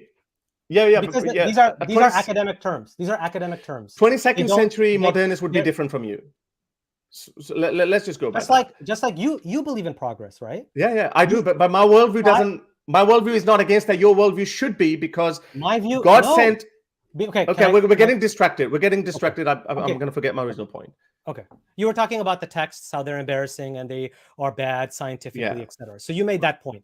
Can I respond to that? No. I haven't even made that point. No, I haven't even made that point. I'm saying because you keep going back to addressing my book. First of all, it's 5 years old. Since then, I've actually found a lot more flaws in Islam. And maybe I need to do another book on that and then be more specific in all the embarrassing bits. When I say in that book the part that you quoted, you're right. I say that a lot of interesting, intelligent people also believe in God. So I'm not saying holistically they're stupid, but on that particular idea, they are wrong and dare I say, irrational as well. So you say, oh, hang on a second, Harris. If that was the case, how can, these theists come up with vaccines, for example? So I say, we just said earlier. Not the argument. That's not the argument I made. That's not the argument I made. Sorry. I made the argument that I made was you are saying that religion blocks people from science. And what I'm telling you is you have the whole of history. Yeah, this is what I said. Tell you otherwise. Yeah, no. So for example, okay. So Harris, let me answer 2 points now. Okay. Number one is you yourself said in your book that you said this strange thing in your book where you said that the church kept scientists captive. I have the quote if you want. And I spoke about Galileo and Michael Servetus, and so there's a book called Galileo Goes to Jail: The Myth of the Conflict Between Religion. Yeah, I know, but so you're counting on disagreement. You're counting on disagreement. There's a lot of scholars who agree that he was shown a backbreaker, whatever that torturous method is. He was shown this. My friend, there is no credible historian of science who now believes in the conflict. I'm not going to take your word for it. Let's just go. Okay, Michael Servetus was burnt at stake. Giordano Bruno was burnt at stake. Was he not burnt at stake? This is literally in the book. You should read it. Giordano Bruno not burnt at stake? It's in the book. Just read the book. Okay? Is he burnt at stake? I'm asking you a question. You're a historian, right? You're an academic. I'm not a historian of that period, so I don't want to misspeak. Giordano Bruno. Look, I'm very careful in what I say. So when I say something, I want to be precise. Okay? So therefore, when it's talking about this topic, I ask you to go look at History for Atheists. Giordano Bruno, Michael Servetus. There's a guy who specializes in this. Yeah, but there's another guy who specializes who disagrees. But there's a difference between real historians and people who are pop writers. So, okay, but Harris. My point. Can I respond to? Let's go back. No, I haven't even addressed the point. But you said about the hadiths and that stuff. So can I respond? No. Yeah, you can come to that. There was a reason why I showed the hadith. So I haven't formulated my whole argument. So you're saying that okay, and you're saying that okay. How about all these Christian theists, and I don't think you have any Muslim example, but maybe you might find some. A Muslim example of what? Sorry. Who have contributed towards scientific discoveries. Yes, Ibn Sina. Yeah, no. In history? I'm joking. You're joking, right? I'm joking, of course. Like you know that they are the ones who advanced science. The golden age. The golden age. Yes. Okay. No. The golden age is a myth. The golden age is constraining it to 200, 300 years. For example, Neil deGrasse Tyson falls into yes, Ghazali argument. I know. I don't buy that argument. In reality, okay, go ahead. Yeah, I mean, you're speaking. Like you didn't even let me speak to the point. You showed those hadiths. You shared screen. I haven't even told you why I showed that. Okay, I haven't even told you why I showed that. So please. I'm addressing your primary. Stay on point, please. I'm addressing your previous point that you quoted from my book, and I'm trying to address that. Okay, I might be wrong. Sure. Okay, sure. I might be wrong. There's a couple of positions in my book that I've actually revised my position. For example, the Sweden rape cases and all that.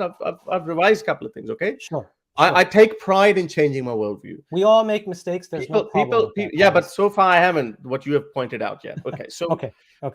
So I'm saying, and this is the point that I made earlier, that religious people can turn off their religious mind. Certain bits they can turn it off, and then they can look at it holistically. When I say that religion blocks science, is that what I wrote, or I said religious people? I think I said religious people. So maybe it needs a bit tweaking. I say religion. If I look at religion, the philosophy of religion is actually against scientific discovery. There's a hadith. There's even a Quranic verse that says that don't ask that many questions because you may go astray. Allah doesn't answer you these questions. The whole mood, and again, majority of Islamic scholars have also understood it that way. For example, there's a famous hadith, Bukhari hadith. Allah says, Muhammad says, if someone asks you, hang on a second, I know you don't believe in that, but I'm making a bigger... I get your point, my friend. Like, but it's not just for you, it's for other people as well. Yeah. It's for other people as well. You're just trying to shock talk and not allow me to... No, it's for other people. Jawad, is for other people as well. Okay, can you wrap it in one sentence now? No, I can't. No, I can't. No, I can't. I'm sorry, I can't. I need to elaborate on that point. Because what the point that I'm discussing in the book, this is a critique of my book, basically. So the point I'm addressing, I'm tweaking that if there's misunderstanding. I need to clarify that. The mood of religion, especially Islam, discourages you from learning new things. Now, you can find examples. You can say, okay, but so-and-so brilliant people did that despite being religious. Okay, that's fine. My argument, my response to that is those people turn off their religious mind in that moment, and then they go ahead with that. Francis Collins is another example. It is a guy who decoded human DNA. There's a famous hadith. A man asked Prophet Muhammad, who created God? He said, then Prophet Muhammad did not bring out the contingency argument or the necessary being. He said, when someone asks you this, recite this this dua, which said something like, oh God, save me from that, and so and so.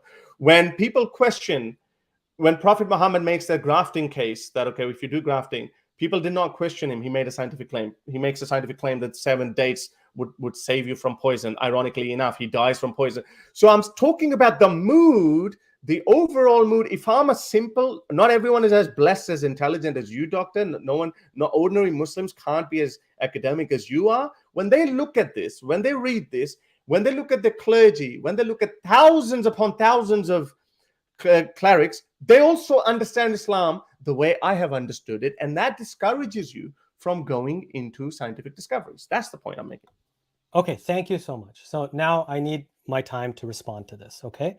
So your argument in a nutshell can be rehabilitated in such a way that I actually agree with it, which is religious dogmatism and fundamentalism and literalism can block a scientific mind. I agree with this. This is no disagreement here, okay? So if you take texts super literally, this can be problematic. However, throughout Islamic history, the dominant viewpoint, this was held, by the way, by the traditionalists as well. Ghazali came up with it and Razi followed it as well, Fakhruddin al-Razi, was that if anything from a revelatory text contradicted what we know through reason for sure, that is scientific fact as we would call it today, then we take an allegorical, a figurative interpretation of the text.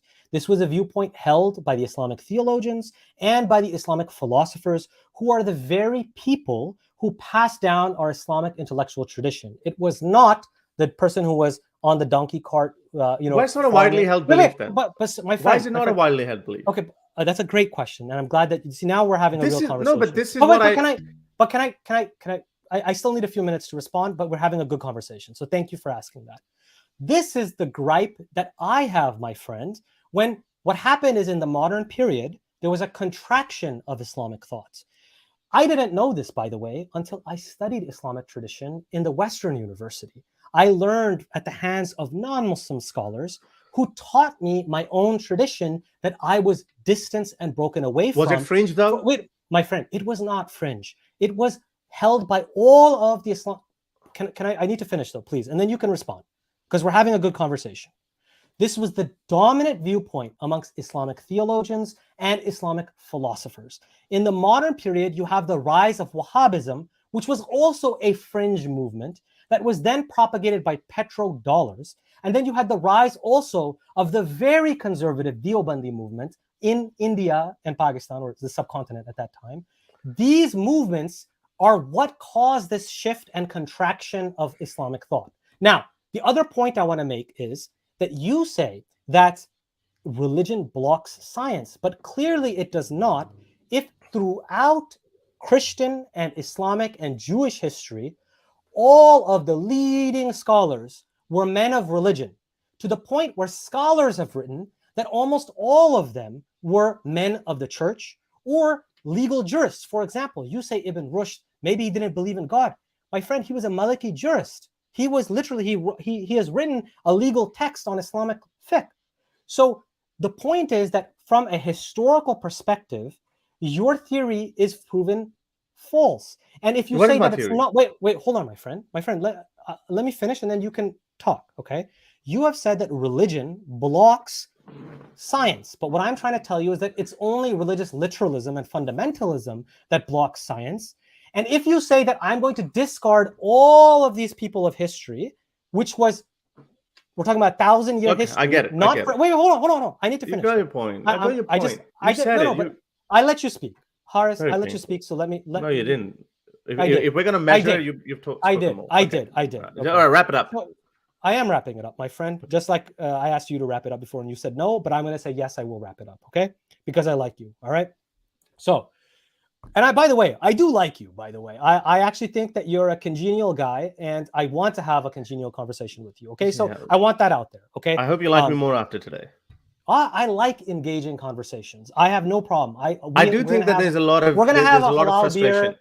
I'm gonna have a halal. I do have frustration with your. I do. With You your and Khalil, viewpoint, I'm shocked. with your ideology, but not as you as a person. Okay? No, that's fine. My ideology has a reason. But hold on, okay. hold on, my friends. Let's wrap it up. So I am wrapping it up, but don't be rude, man. That's kind of snappy. No, but I will.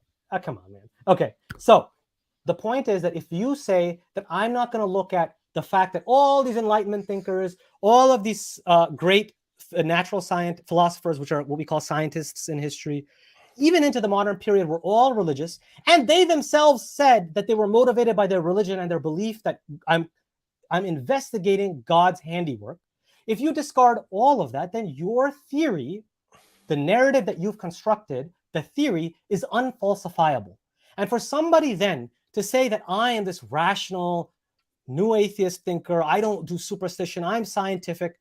But when you create this narrative myth that's unfalsifiable, that goes against the very spirit of what you're saying.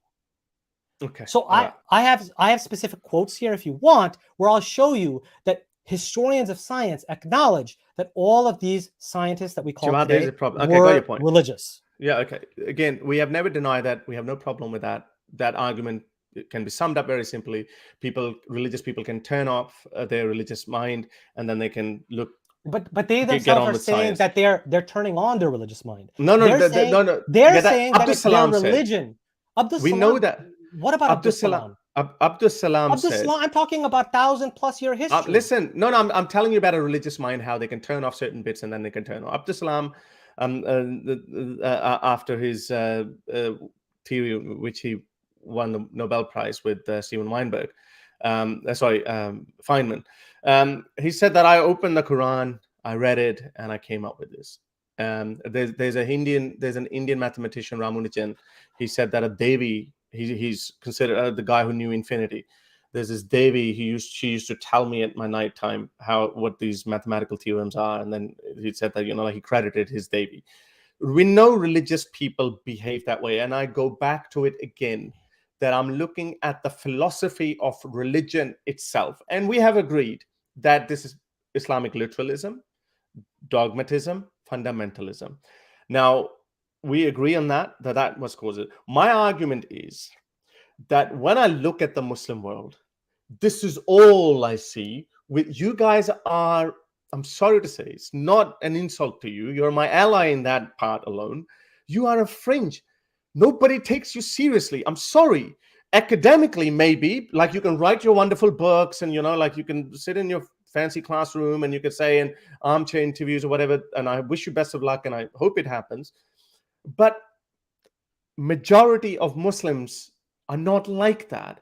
And so when I'm addressing this, and you get, this is how bad it is. Like, and I apologize to you that I did not factor in Muslims like yourself. I did not go into Farabi. I didn't go into Farahi school of thought, apparently, which is very enlightened. I did not go into that because atheists don't take that seriously.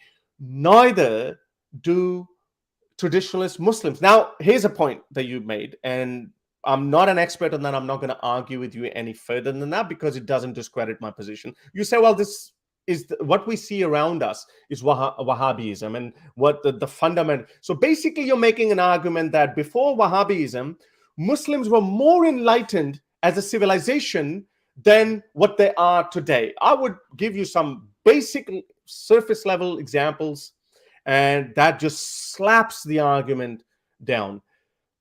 There was no abolition of slavery in the preceding, in this so-called enlightened or soft version of Islam, pre-Wahhabism. Let's just call it pre-Wahhabism. Can I respond to this? No, you can't. No, you can't. Let me finish my point.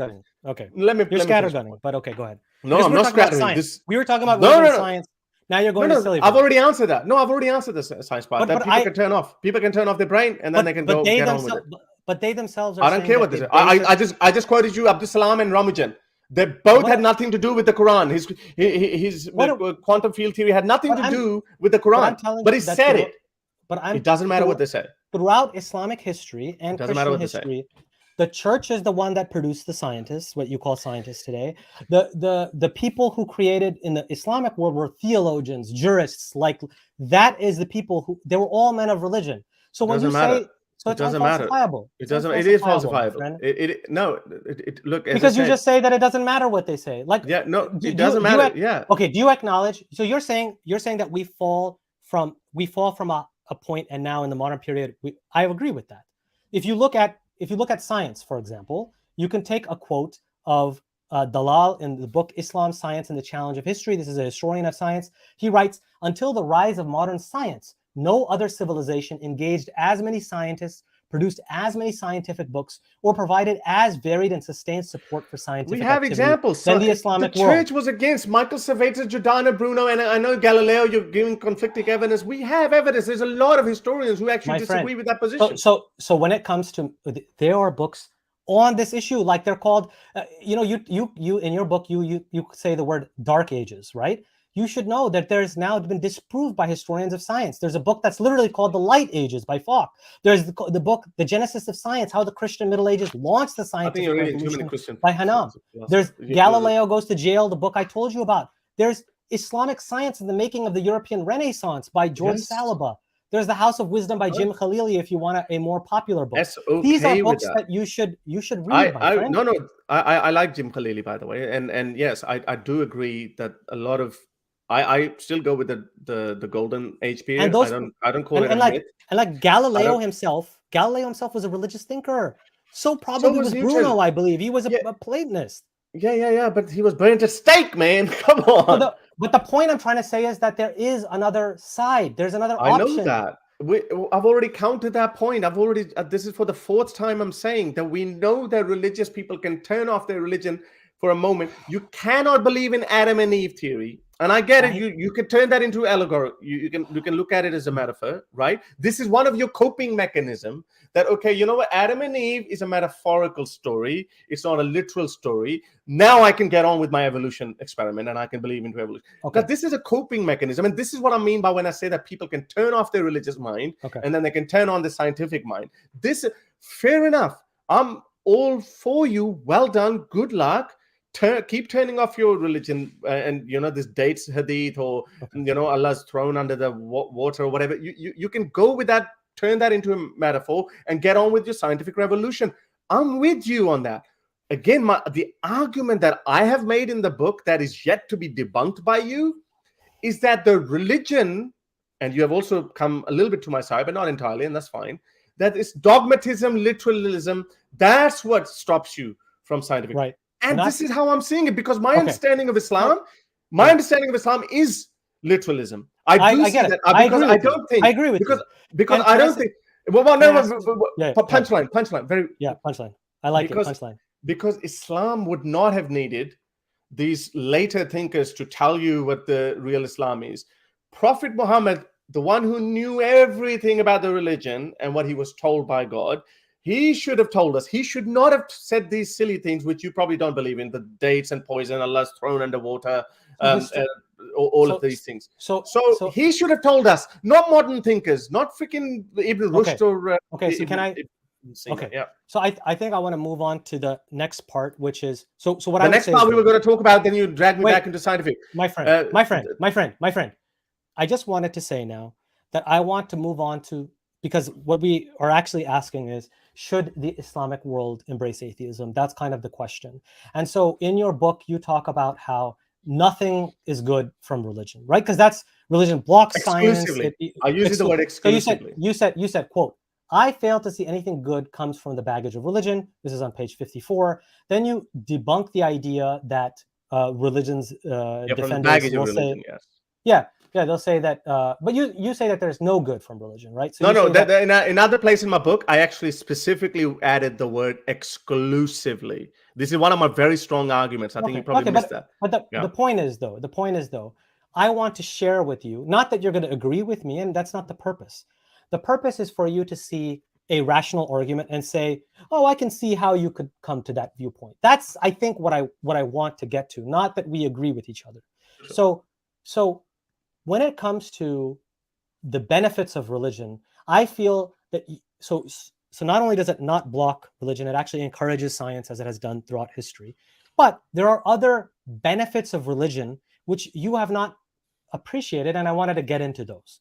So religion itself, as a sociological phenomenon, You made another point. obviously, You're going to a different point. You had left an loose end. You've left what the was loose the end loose in the end? previous What one. was the loose end? What was the loose end that you said that pre-Wahhabism Islam was this, amazing, Muslims were It was a enlightened. diverse. No, I didn't say that. I said Islam was diverse and had great thinkers, and it had Ibn Taymiyyah as well. What are the civilizational examples you can give me? What are the civilizational examples you can give me? Was slavery abolished there? Were women emancipated there? What happened? What exactly happened there? Democracy evolved there? Did democracy come there? What happened? It is the religious enlightenment in the West which led to that, and then there were Islamic thinkers at the same time who argued that we need to abolish these things at the same time. So the Ottoman Empire banned slavery before America did. So why is that not considered? What? Yes, the Ottoman Empire banned slavery. Yes, it was forced by. I have a book here by. I have a book.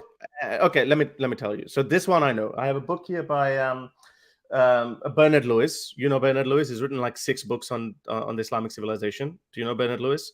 Of course I know Bernard Lewis. Yeah. Okay. Sorry. I'm not insulting you. I'm just thinking that so you know. I didn't mean it. I didn't mean it that way. But you do know that he turned pro-Zionist and went off the deep end on the right-wing side. No, you know that. So no, but this book, What Went Wrong, is a very fair book that he wrote. Oh, that book is not a fair book at all. But it's fine. I did not see any hostility towards Islam or anything. Okay.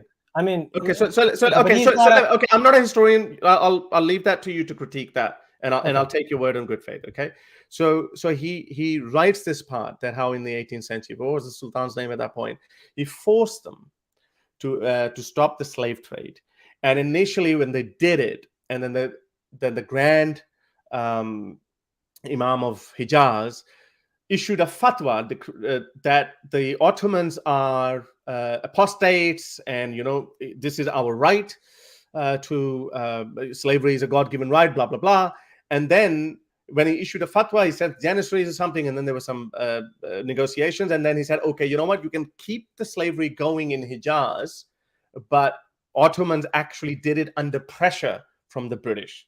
Okay, so now if I could respond to that. Okay, so anytime there's a sociological change, there are always internal pressures and external pressures. I am not denying that there were external pressures on the empire. That's a fact. However, what you need to acknowledge is that they were, and let me finish my entire point here before you jump in, okay? They were internal reformers who were arguing for the abolition of slavery, equal rights for non-Muslims, and full citizenship across the board. In fact, they were such genuine reformers that there was an entire movement called the Young Ottomans who said that the caliph was not going far enough, and that they called to liberalism. Liberal constitutionalism is what they call it. Is that in the 18th century? Or is that in the 18th century? This is in the 18th, 19th century. Okay. I have to take the exact... So it took 1,200 years to arrive at that? Because, my friend, because it was around the same time that it happened in the West. So the West was a little bit ahead. So something else is the cause, not religion. Something else is the cause. Something else is at play. Of course, I agree with you. Religious interpretations change with the change of environment, change in circumstances. I don't disagree with you here. Okay, but wait, hold on, my friend, wait, hold on.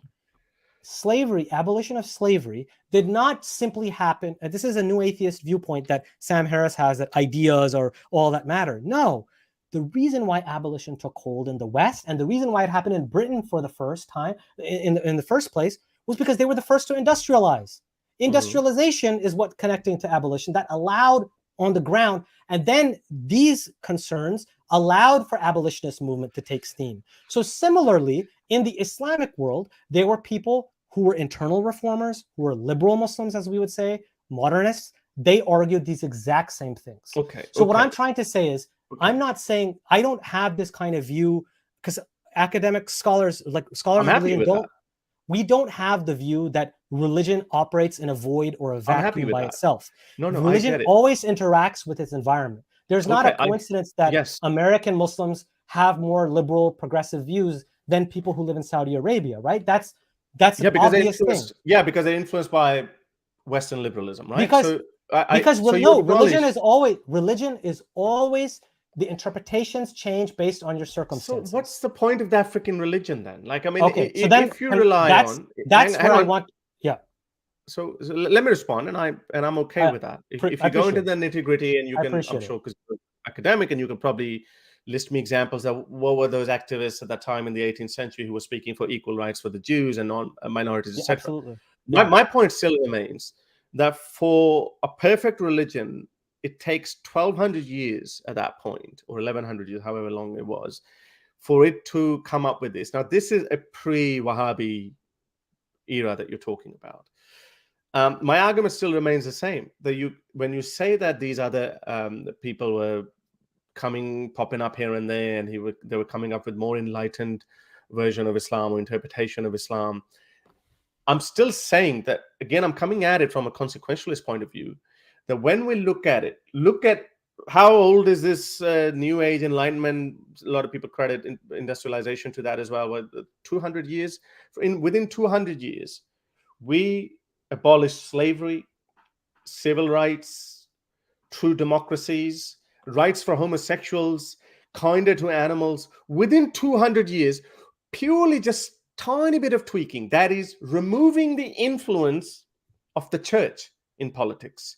I agree. That did that. Now, when we look at the Muslim world, Ibn Rushd and Ibn Sina and all these enlightenment, like what you're saying, that these guys are enlightened. It's a huge list, by the way. I want to show you that list. Sure. No. Again, I need because you said they were fringe, but these were like all the major thinkers. I need you.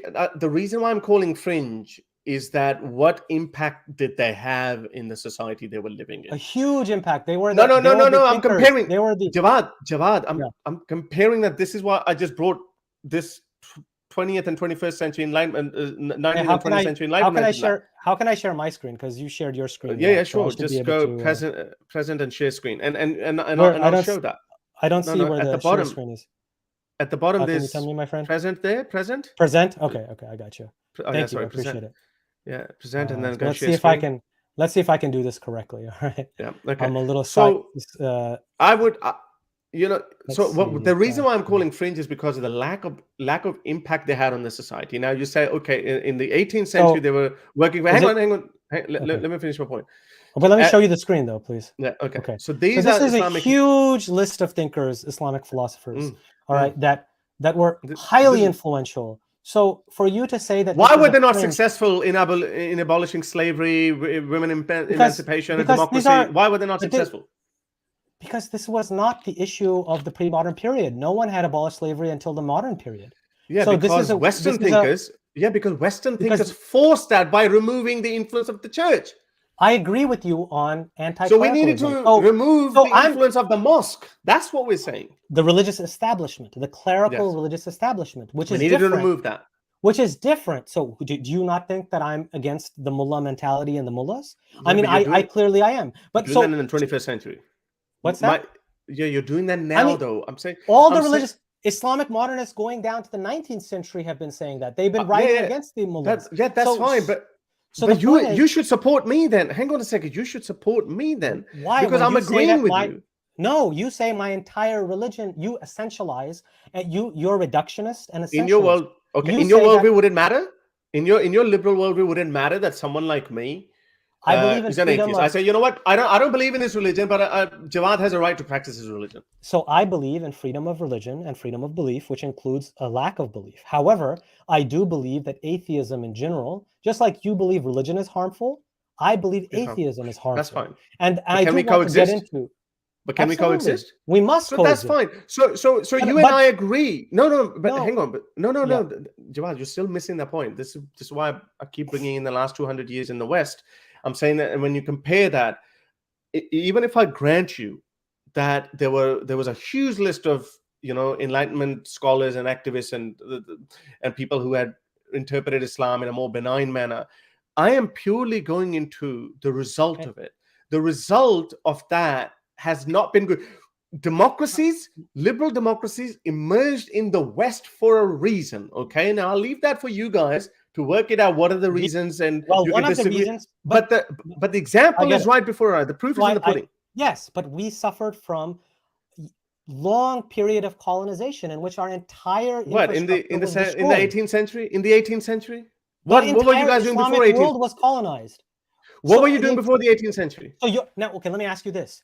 This is where, Harris, I'm very concerned where you convey this viewpoint, because this is where the bigotry comes in. Because it's not just the Islamic world, my friend. It's all of Africa. It's China. Other than Japan, that's the only example. Everywhere else, South America, like, this is a civilizationally bigoted viewpoint. It's like white supremacist. This is why you ally yourself with Sam Harris and Douglas Murray. In your book, you talk glowingly about them.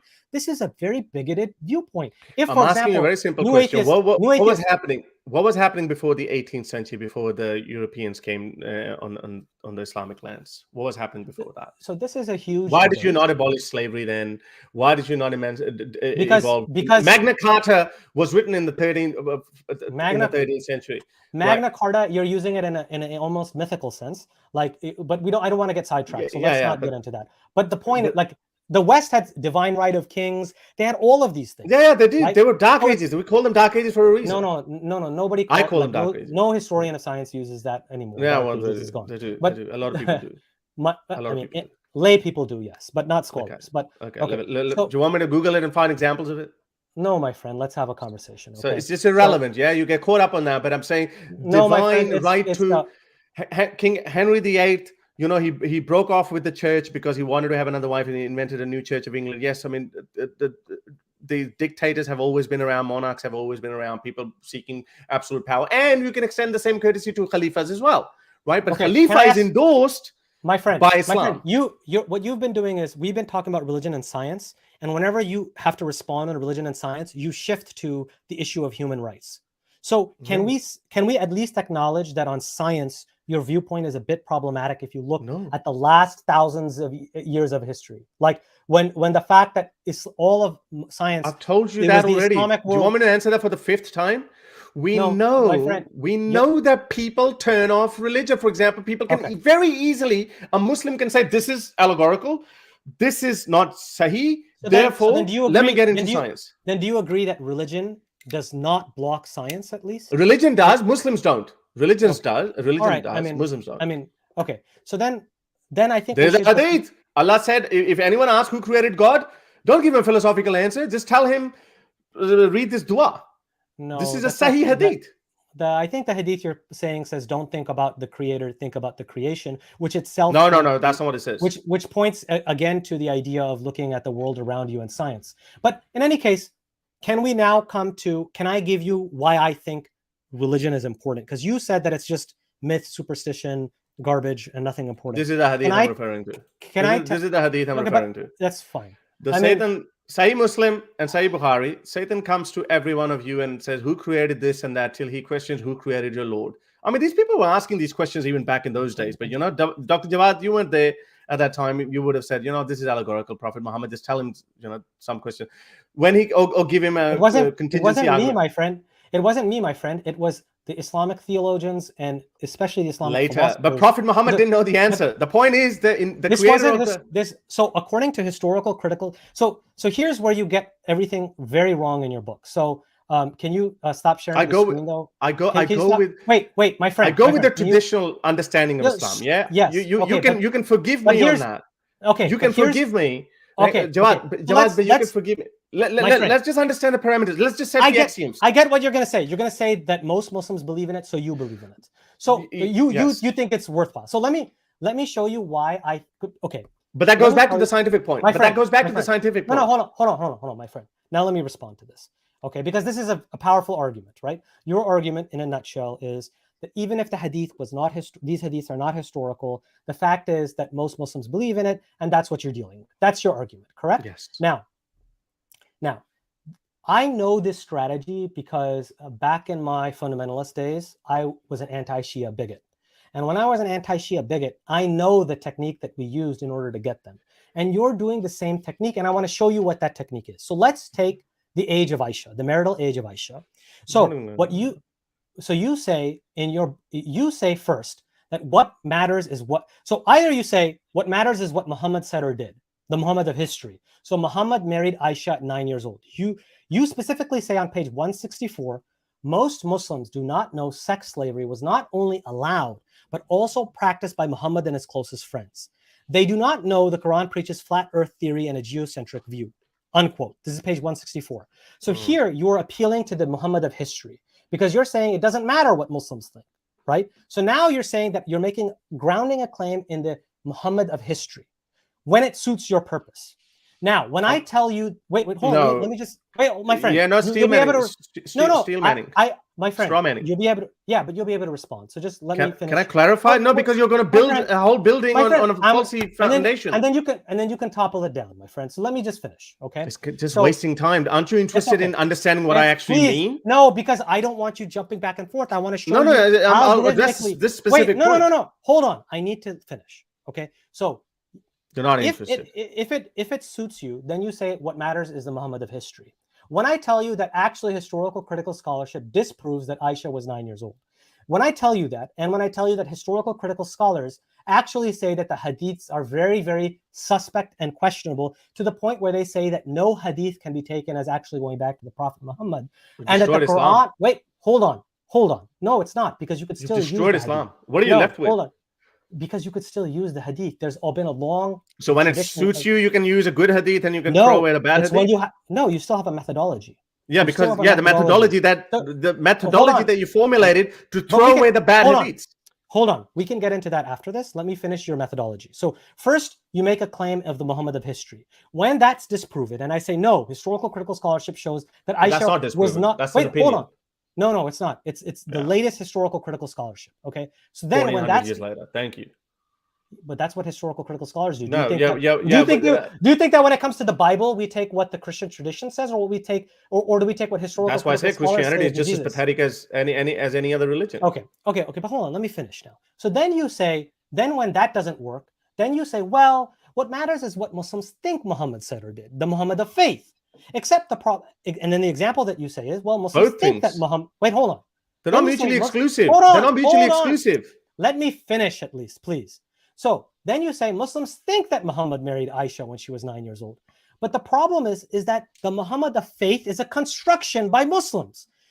Harris himself complains that Muslims know the story of trash being thrown on the Prophet, but not these other stories. So if you're just talking about the Muhammad of faith, then you should accept any social construction that Muslims do. So okay, I can answer it. Wait, hold on. This is why you built the dodgy building. Yeah, but let me demolish it. Let me bring my bulldozer.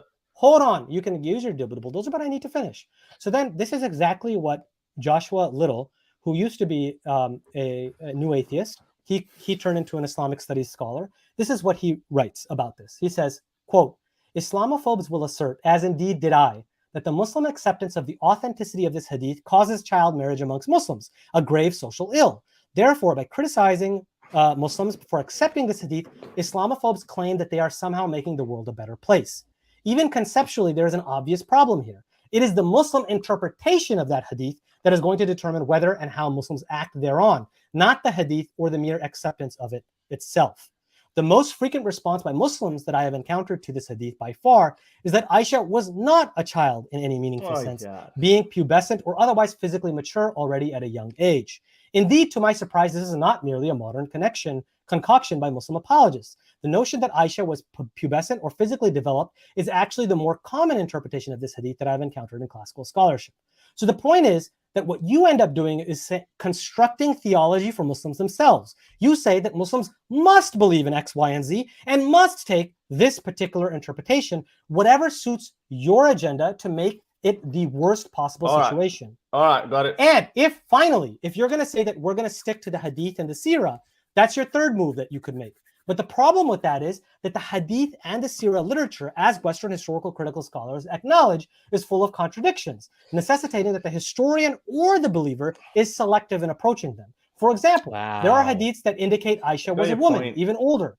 Others stress that she was a child. So clearly you have to make a decision which one you choose. What you do is you make sure to follow the worst possible interpretation. Okay. say that Muslims must follow that. Got your point. No, fourth point, last point, is that even when there is no textual support, then you say Islam is still responsible. So when it comes to, for example, honor killing, then you say, well, it's not in the text, it's not there, but they're still responsible for it. So what you do is you construct the most uncharitable possible presentation and then say Muslims must follow that. And that is proof is in the pudding.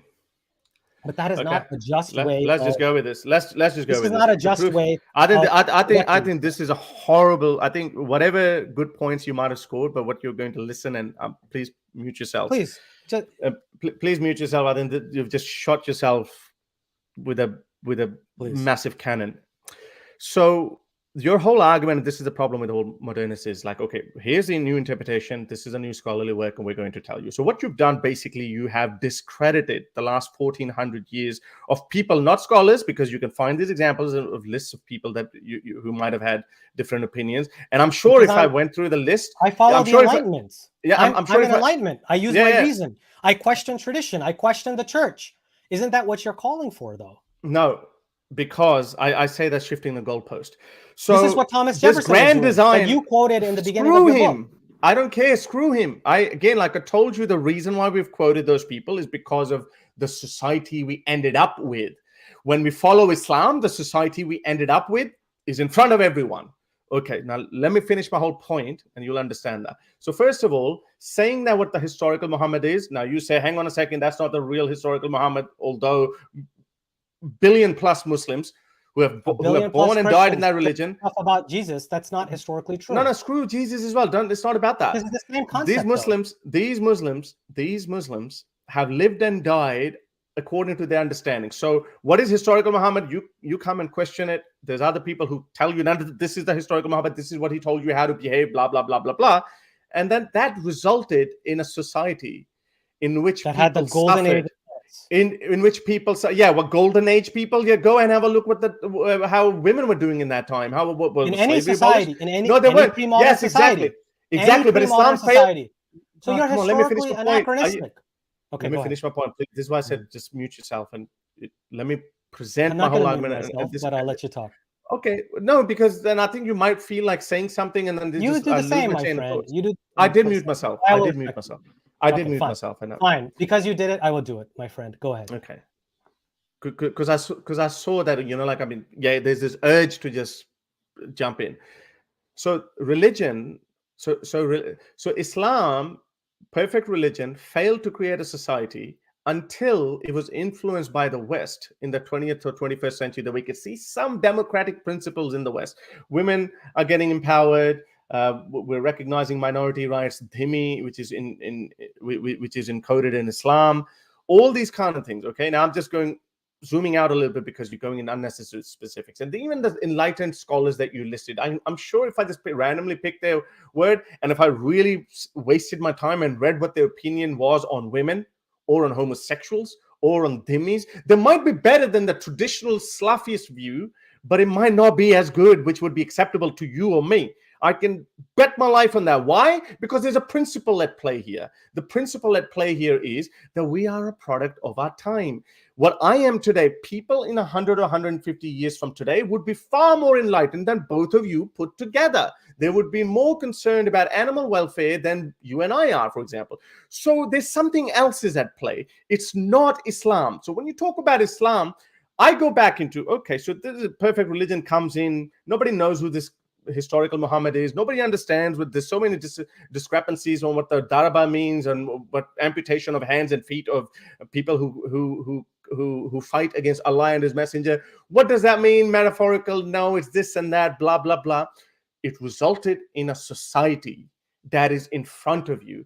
You pick up these golden little examples here and there. As good as they weren't as good as the current world. If they are not as good as the current world, then it means human mind is far better capable of creating better societies than totalitarian ideologies like Islam itself. That's the point. Okay, thank you so much, Harris. That was very eloquent. I appreciate that. Do you mind? Now you're on mute, I hope. Okay, so the problem with a lot of new atheists, and I understand, and I almost sympathize, because I understand, I think you're actually younger than me. and I myself know from my own life that Pakistan, we grew up when we were growing up. I mean, I didn't grow up in Pakistan, but I've visited back and forth.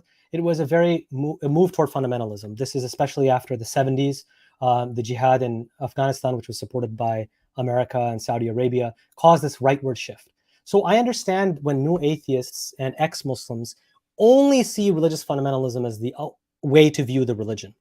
The reality is that throughout Islamic history, the Islamic philosophers, and to a lesser extent, but also there, the Islamic theologians, the mutakallimun, believed in reason as being essential to the religion. In fact, they found reason and religion go hand in hand. Some of them prioritized reason above revelation. Revelation was a grace from God and allowed you to hone in on certain things, and especially where your reason can't get to, for example, ideas of the next life, revelation, these kind of things. But really, they stressed reason. So I don't disagree with you that human reason is important and that needs to be resurrected. Unfortunately, we do live in a world right now where fundamentalism reigns supreme in the Islamic world. I don't disagree with this. Mostly this is because a minority group in Islamic history, the Hanbalis, have been resurrected as the Wahhabis, which was always a minority group in history. Wahhabism is a completely modern invention, petrodollars, and they have spread their ideology large and far. And they believe that reason is something bad. And so I did grow up with that viewpoint that reason is something bad. But Islamic philosophers and philosophical religion has always held reason to be something positive. And then I would say that here, I think your viewpoint is actually suffering from a problem, because you say that there is no objective morality or objective moral values. And yet throughout your book, you talk about progress and that we are progressing. Like you said right now, that we are going to progress from 20 years from now, they're going to progress. But the problem is if you don't have the idea of objective moral values, it's very hard to say how you could justify the idea of progress. Because if you're postmodernist, you just think one damn thing happens after another. There's no reason or rhyme why things can't get worse. For example, in the 1940s, fascism was a big deal and Holocaust happened and all these bloody things happened. There's no real reason to say that we are progressing in this way, in a positive way. On the other hand, if you're a religious liberal, like I am, or a religious progressive, you do have a way to justify progress, because we believe that we are headed towards objective moral values, that is in the divine mind, and we are progressing as we go. So it is correct that religious dogmatists and fundamentalists believe in a regressive view of history in which all of religion and everything came fully packaged with Prophet Muhammad, and that's it, and that was perfect and nothing needs to be done. But that is not the view of religious progressives or liberals, who believe that actually we take the ethical trajectory that Prophet Muhammad started and we continue to move towards the divine mind and what is good and known by universal reason. So what I'm trying to tell you is that there's no reason for you to put reason and religion at loggerheads, and history tells us otherwise. Yes, modern Islamic world is in a sorry state, but that's because of the contraction of our thoughts and due to colonialism and a very reactionary state of mind and an inferiority complex, which happens when you're colonized by the West. So that is why we need to embrace the idea that there is a third option here. Okay, we're going over to our mark. I think we can push it to 2.5 hours. I think we said 3 hours. So let's do the third hour, because I did want to talk about in the last hour about the benefits of religion, because we need to talk about that. Okay, so as bad as Pakistan might be, it is still the best a Muslim society could be in the preceding 1400-year-old history. There's no slavery in Pakistan. Wife beating has been outlawed. Minorities are considered equal in the eyes of law, although there are imperfections there. There's no period in Islamic history where you can point to Islamic history, Islamic society that would be better than today's Pakistan. As bad as Pakistan. Oh, by the way, most importantly, we can choose our own leaders. Democracy. Yes, it's still flawed. It's proto-democracy. You could not choose your own Khalifa, by the way. So when you, I'm sorry to use this word, sorry for the lack of better term, when you hide behind this certain Enlightenment thinkers, and you say, well, they were progressive by the standards of the time, and I'm willing to give you that. Abraham Lincoln was progressive by the standard of his time, but today's time we would not even look at him. He would get cancelled the moment he utters first sentence. So when you hide behind that, it becomes irrelevant, because the central claim of a religion is, when we look at Islam now, this is my favorite Quranic verse that I bring up, and I say, what kind of a message it gives. Now I can see that I'm sure you would give me a whole host of reasons that why Quran chapter 5 verse 33 says that those who fight against Allah and his messenger and run about trying to spread disorder on the earth, which is, for example, me. You said that, no, it's okay, Harris, you and I can coexist even though you are an atheist. But no, but I'm actively speaking against Islam. Their punishment is no other than they shall be killed or be crucified. It doesn't say. Or their hands and legs. It says those who fight against God. And I'm fighting. I'm fighting against Islam. I am fighting against Islam. So or their hands and legs be cut off. My friend, I have a whole I went on Myth Vision. And I talked for 3 hours on jihad. You can talk about that again. So Jawad, you're not understanding my point. I am not challenging your idea of Islam. I am quoting. I'm bringing into the equation the preceding 1400 years of Islamic civilization, how that understanding had been. I understand. Beautiful. And the society, I can, let's just say I become a Muslim right now. No, Jawad, please, let me finish this point, because I think we are in the crux of it. The last 10 minutes are very crucial. We look at, even if I become a Muslim and I agree with your interpretation of Islam, that would still not negate the fact. I would have to admit that the preceding 1400 years of Islamic theologians, khalifas, and the result of Islam, they were all wrong about their understanding of Islam, minus the list of scholars that you quoted. This is actually your friend Sohail brought this point up. So that's a great point. So can I respond to that now then? So Sohail brought up the point, and if I get it wrong, you let me know. He said that you have two options. Either you say that my viewpoint was the dominant viewpoint throughout Islamic history, or that God, or Allah, as he said, right, let us wander blindly in the past. Hey, where'd you go? Made us wander and be misguided, right? Did I get that right? Sorry, can you say it again? I just lost my internet. Oh, okay. What did Sohail say? Sohail said that you have to choose between two options. One, that my viewpoints on religion were the dominant viewpoint throughout history, which is clearly not the case in your viewpoint. Yes. Or number two, that Allah let us wander blindly and unguided and all this, right?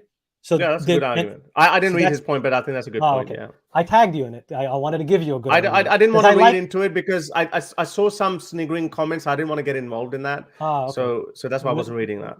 This is why I said that I sensed some frustration on your side, which I really came in good faith. Bro, I think anybody who's watching this will see frustration on your side too. So yeah, I did get frustrated along the way. But initially, when you go childish 5-year-old book, I mean, I came in good faith. I come in good faith too, my friend. No, but that's not how you should start them. But anyway, let's go. Let me answer this point then, okay? So this is a false binary. If you are a religious fundamentalist, which unfortunately new atheists are the flip side of fundamentalism, because they view fundamentalism as the only valid expression of religion. Wait, hold on. Let me finish. So for them, those are the only two options. But in reality, what I will say is that your view of history is extremely ahistorical and guilty of presentism. So you view and judge the entire Islamic history in a way that every civilization in history would fail. Every civilization in history had slavery. Every civilization in history had patriarchy and they didn't have the one true religion, though. They didn't have the one true religion. But with the perfect moral code. My friend, but you are now putting forward a fundamentalist viewpoint of religion. Wait, hold on. Let me finish. Allah wanted. No, because you digress. You're equating your Islam. You're blaspheming. You're insulting Islam by you claiming that Christians didn't have it. Yes, because we know that this is an atheistic argument that you're making. This is an atheistic argument. No, it is not. Okay. Yes. No, it is not. It's an argument of religious liberals who say that it is not the case that all of everything comes prepackaged. In fact, the Quran itself doesn't say this. The Quran itself says that God revealed different. So in your book, I need to address this point, which is related to this. You're saying that how come God couldn't preserve his past revelations? He didn't know that they were going to be corrupted, and now he had to revamp it with Islam. But this is not what actually the Quran itself says. The Orthodox movement that came, like what became Orthodoxy is always in quotations, later would come up with this viewpoint. But what the Quran itself actually says is that God intended there to be diversity of religious viewpoints, and that he intended us to dispute and disagree, and that at the day of judgment, he is the one who will then decide. So what you need to do, so I'm not going to burn in hell. Hold on, my friend. As a believer, all you need to do is focus on interpretation. No, this is what the Quranic reading is. No, so is based on a historical critical reading of the Quran. This is not me who's raised this argument. These are non-Muslim Western scholars who have written that. Who have written that what the Quran is saying is to focus on the essentials, which is belief in God in the last days, so that there's accountability, and do righteous deeds. This is the core essence of the Quran, as said in Quran verse 262 and 569, that says that anyone who believes in God in the last day and does good deeds will have his reward in the next life. So this is the core essence of religion. And on other things, we're going to disagree, and it's okay. The Quran does not presume that this is one end-all, be-all, and there's never going to be differences of opinion. It does say it's a perfect book. So it's a final book. It's a perfect book. Quran does say that. So Quran does make these claims. This is why it's contradiction. It's a contradictory book. What suited Prophet Muhammad, he authored something when it suited him, when it doesn't. My friend, the word kitab is disputed about if it means even this book. Khalil Andani has written 800-page dissertation on it. I encourage you to read it. Okay? The point is, I mean, if you want to speak on religion and talk about religion, unfortunately, you have to read a lot of books. That's how it is. I go to the original text. Okay, I go to the original text. No historian says to go to the original source initially. First, you read the secondary scholarship in order that you get acquainted with the debates, and then you go to the actual source. So the Muslims in the 7th or 8th century, Muslims who existed in 8th or 9th century, they were reading scholarly work before reading the Quran and the Hadith. The historical critical scholarship now says that the views that are attributed to the What about those Muslims who would have been misguided because of that's a terrible way to look. The Quran did God establish that? Did God establish that methodology? Okay, this is the problem with you guys. Let me close this. Let me close this so that I can respond to Suhail's argument with one closing.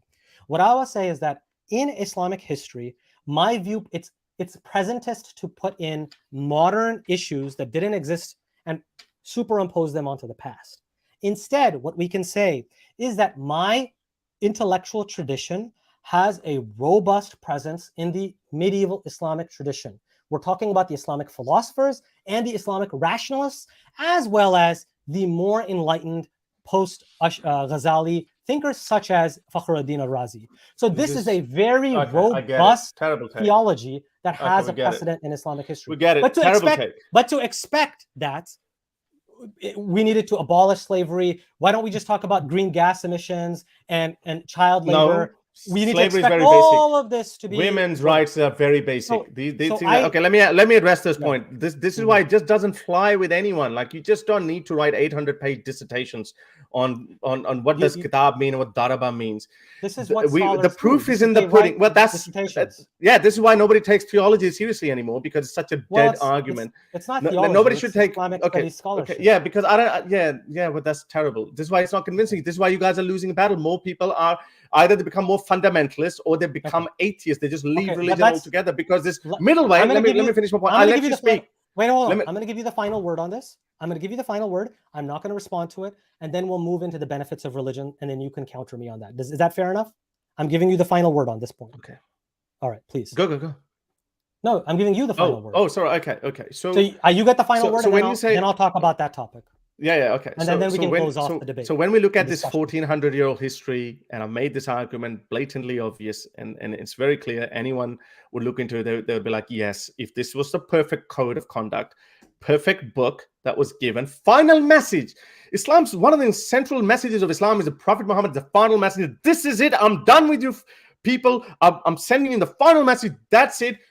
To hell with you guys. If you still don't understand, I'm going to protect this book.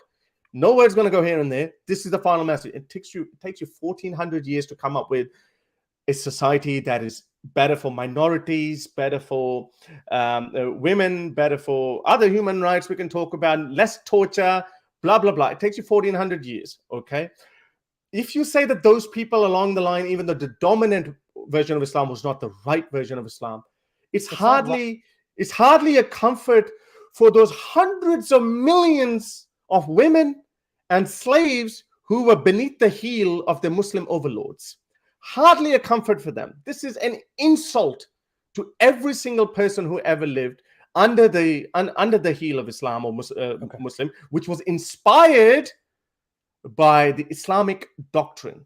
This to me now at the end, it seems like a terrible attempt to somehow let me defend my faith and let me hide behind these little scholars from certain point who were fringe, because they're as brilliant as they were, intellectual tradition, as brilliant as they were utter failures because they did not create an egalitarian society, and no other society did either. Every other society that claims that we had a religion, like, oh, we've got a perfect religion. Hindus actually, it's not religion. It is religion. I am trying to discredit Islam as a religion. And again, any other society makes that. Muslims can easily say, well, Christianity screwed up because that wasn't the real word of God. Hindus screwed up because that wasn't the real word. That wasn't the real message of God. But okay, well, you had the real message of God. What kind of freaking society did you end up creating? So they created a relatively pluralistic and tolerant society compared to jizya gave you status as a citizen, even if it was a second-class citizen. Yes, I agree with you. I'm being just and fair. Hardly a perfect society. My friend, who said it was going to be a perfect society? It was supposed to be. If it's a perfect book, if the creator of this is communicating with us. We believe that human beings are fallen. We believe human beings are sinful. We believe human beings are fallible. So if the creator of the universe is giving us the pre-civilizational manual to, okay, well, I will give you... This is a fundamentalist viewpoint that you're imposing upon it is the only logical viewpoint. It is the only logical viewpoint. Because if you make a final book, if you send a final book, no more, this is it, read this book and create a civilization, then what we create out of that is ISIS and Taliban. That is Islam. As bad as Pakistan is, it is the best country. If we look at the preceding 1400 years of Islamic civilization, it's the best country. Democracy, no wife beating, even multiple marriages are frowned upon. No sex slavery, equality of minority and everything. So Pakistan, as bad as it is, better than Islam. On this point, like I said, I gave you the last word on that. Fine, thank you. Now what I want to say is, I have presented to you an alternative, which is that the Enlightenment had infusion of religion, and that there is this other option of philosophical religion, which has a 1,000+ year history, and then there's also liberal religion, which is a couple of 100-year history. These are options for Muslims as opposed to atheism. That will also lead to the core liberal values that you and I both value, such as freedom of belief, freedom of religion, individual rights, all of these things, including separation of powers, etc. So now the question before us is, which of these options is a better option? Is it atheism or is it religion? And so I argue that societies need religion, just like the Islamic philosophers believed that societies need religion for good functioning, for social virtues and community. Similarly, the founding fathers of America and all of those Enlightenment thinkers believed that religion was important for society to function. I believe that that is the case. And the reason why that is the case, I argue, is because religion provides certain things that atheism does not. And those things are essential for human flourishing. So what are those things that you need for human flourishing? Well, first of all, you need something other than nihilism. In your book, you acknowledge that the lack of religion does lead to nihilism. You quote Dawkins, say the universe does not owe humans any hope. And you say the universe was not created for us. We are not special. We are living on a tiny planet around an ordinary star in the outskirts of a galaxy, blah, blah, blah. Then you compare us to a zebra. A zebra feels terror, and we are no different than zebras. So why should we feel any comfort? We're a puny species living on a tiny planet in an insignificant part of an insignificant galaxy. This is what you write. Now, I understand that viewpoint. I'm not saying it's irrational. I'm not saying I can prove you wrong on this. But what I will say is that one of the benefits of religion is that it provides the solace for the human being and the soul that atheism does not provide. And this is the reason why study after I did study. mention that later on as well. Yeah, my friend, I'm not saying otherwise. Yeah. So What I did you did lay mention? down the framework. I did lay down the framework that despite being an atheist, you can also go that way as well. Yes, you can You go the can way feel of. special. You can feel special. You can give yourself a purpose, and you can live a very happy, healthy life. Correct. I laid a My friend, I'm framework not. for that as well. My friend, well, I Yeah, don't know if you yeah, did but it I in your think book, people, but I think but people would maybe have I thought think that. later you did. Yeah, But I yeah. don't deny that though, my friend. Okay. I don't No, deny but that. it makes people think that this is the only end game of atheism. Oh, I'm not saying that, my friend. What I'm saying is that you can construct meaning, but you have to do it yourself. And what happens is that people who are not in good situations and who do not have that, so it's a nice thing for a liberal elite to say and do because they have meaningful, intact families and all this stuff. But when you're on the lower socioeconomic pole, I believe that it's actually religion that is an important force. And what I would say to that is that study after study has shown that religious people in general, compared to people who are atheist or non-religious or non-practicing, even religious people who are not practicing, religious people who are observant, who go to religious service and worship, study after study has shown that they have higher rates of happiness, they have higher rates of health, they even live longer. So for example, you say on page 35, you say atheists go through dark times as well and manage to pull themselves out of depression without finding this non-existent God, unquote. I don't disagree with you, Harris, but what I'm trying to tell you is that on average, religious people have this advantage. And these advantages that religion confers is one of the reasons why religion exists in the first place. Contrary to new atheists, religion is not a parasite, it's not a virus, it's not a byproduct. Rather, most evolutionary psychologists believe that it is an evolutionary advantage, which is why all successful societies have carried forward religion. And once a society moves away from religion, it starts declining and diminishing. And we're seeing that in the West with precipitously declining fertility rates, where they cannot even replenish their population, and they're worried that they sell more diapers for old people than they do for babies, which is a problem in society. So religion, it makes you happier, it makes you healthier. Not only that, people who are more religious and practicing, study after study has shown that they're more charitable. Here, I want to show you a blatant mistake that you make in your book. On page 17, you say the biggest philanthropist in the world is Bill Gates. He happens to be an atheist. The second biggest philanthropist is Warren Buffett, also happens to be an atheist. The only problem, Bill Gates is a Catholic. He goes to church. He writes, quote, "The moral systems of religion, I think, are super important. We've raised our kids in a religious way. They've gone to the Catholic church that Melinda goes to and I participate in." And then he says further, it makes sense to believe in God. This came out in 2014. You wrote your book in 2018. Melinda Gates, who's actually the one who started all of this charitable work, she says, "I'm living out my faith in action." Bill Gates himself has said that he did not engage in philanthropy because he said, "I'm just trying to run my company." But then his mother, who was very religious and raised him as Catholic, she wrote him a letter and had a biblical reference and said, "From those to whom much is given, much is expected." And that letter is what compelled him to engage in philanthropy and turned him into this more practicing religious person. Similarly, Buffett is not an atheist, but an agnostic. Not only that, he doesn't claim to be more towards atheism. He says, "I am a true agnostic, not closer to atheism or theism. I simply don't know." Now, the reason why I bring this up is because your book is riddled with uses of individuals, and you use them for your own foil, but you don't bother to do any research. All these Enlightenment figures, all of these founding fathers, all of these figures, even Ibn Rushd, you were saying doesn't believe in God, even though he wrote a proof of God. I did not discuss Ibn Rushd in my book. Not in your book, but in the dialogue that we had today. Yeah, I didn't claim. So those points. Okay, but wait, the argument I just need 2 more minutes, and then I'll give it over to you. Okay.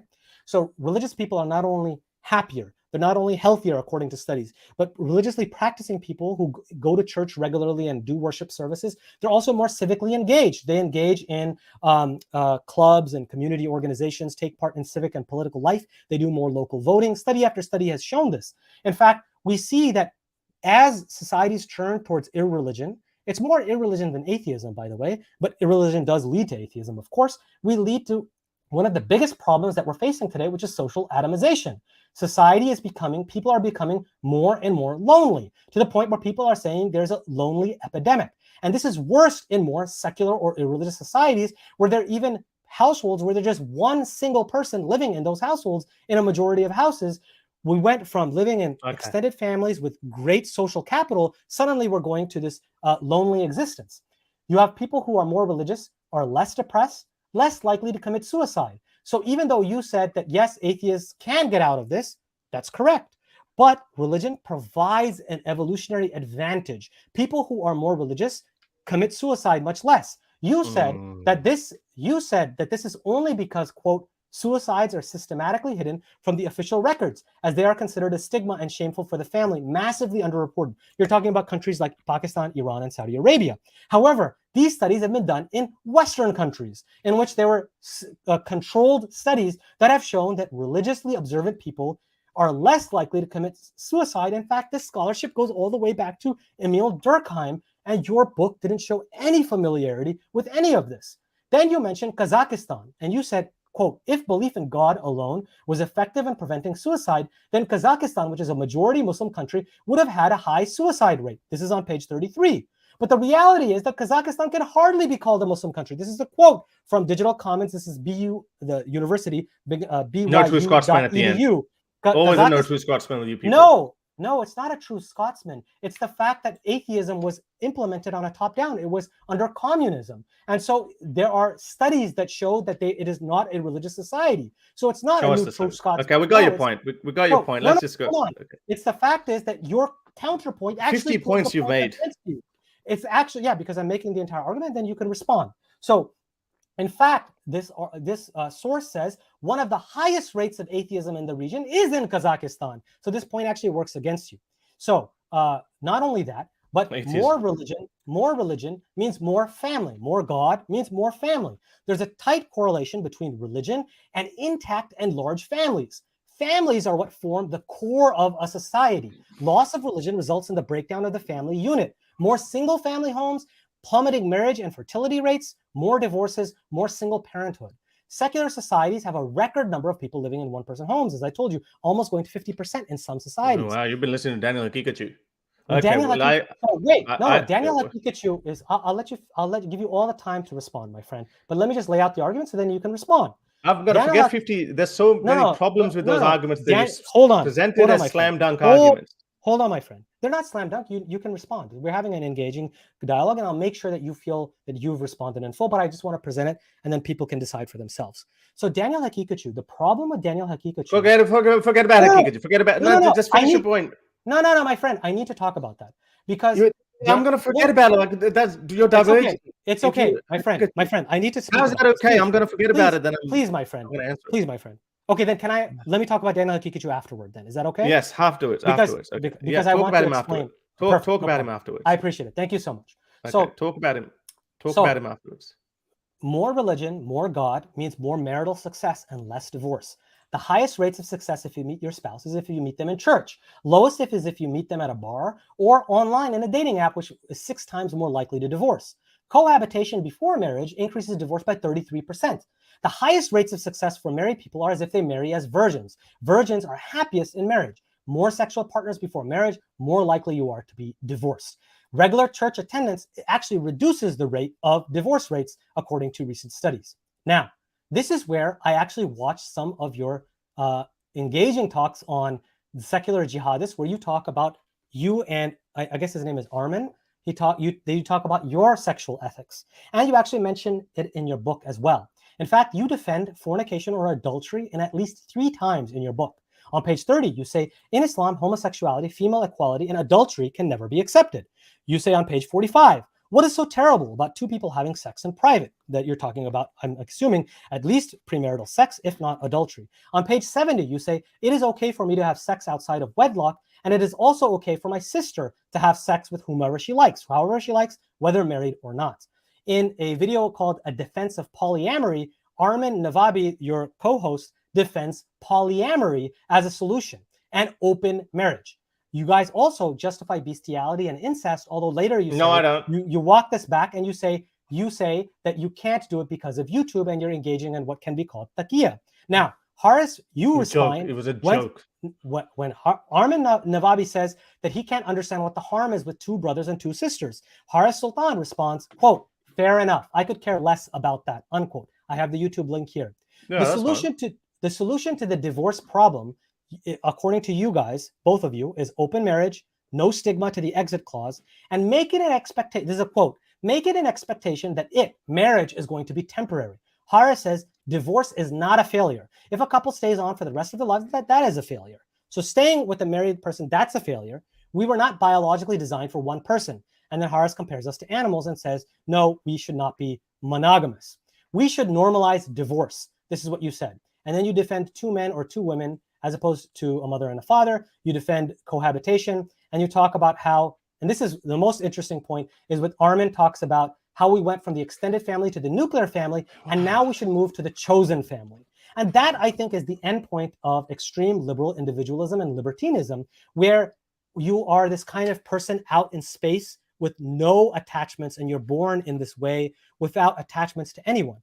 This is a convenient viewpoint for a liberal, elite, young man who's handsome, who's tall, who is an actor. This is an excellent viewpoint for you to have because it allows you to smash as many women as you want and take as little responsibility for that.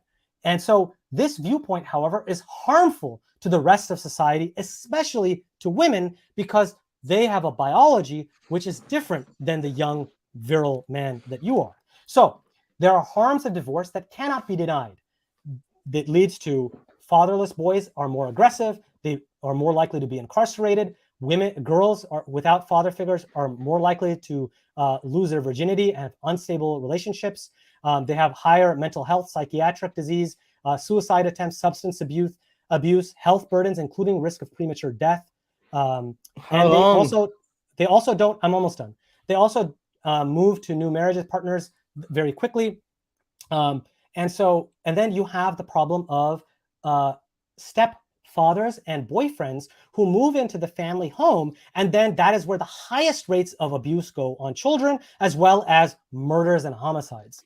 So religion, on the other hand, creates intact family homes, especially when it's monogamy that is stressed, which is what I stress as an Islamic modernist, is monogamy. I don't have to defend what Daniel Hakikachu does, which is medievalism. I'm not saying we go back to the medieval period. I'm saying that the religious ethic that I embody as a Muslim, as a practicing Muslim, is more favorable to women than the sexual ethic that you and your co-host embody, which is perfect for F-boys, but not for rest of society. Finally, more religion leads to less criminality, less delinquent behavior. Rehab, when you have alcoholism, is more effective when it's intertwined with religion.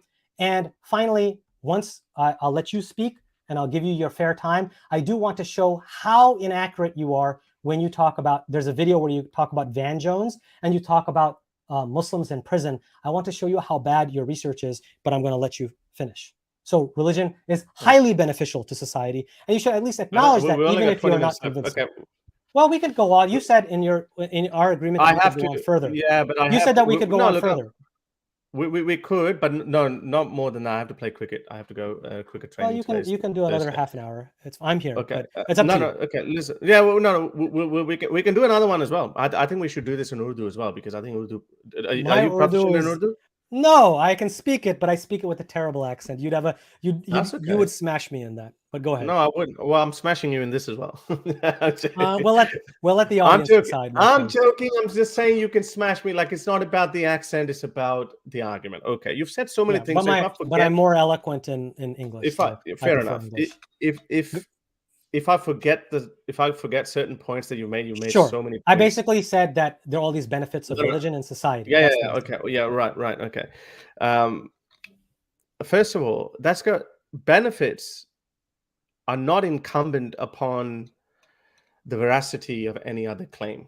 People are saying that marijuana gives you this and this, but if it makes you feel better, etc., doesn't necessarily mean whether it's good for you or not. That's a separate domain altogether. So first of all, even if I was to accept your claim that religious societies tend to do better, live healthier and longer and blah, blah, blah, happier, etc. And I know the happy part is there are some studies that actually say that.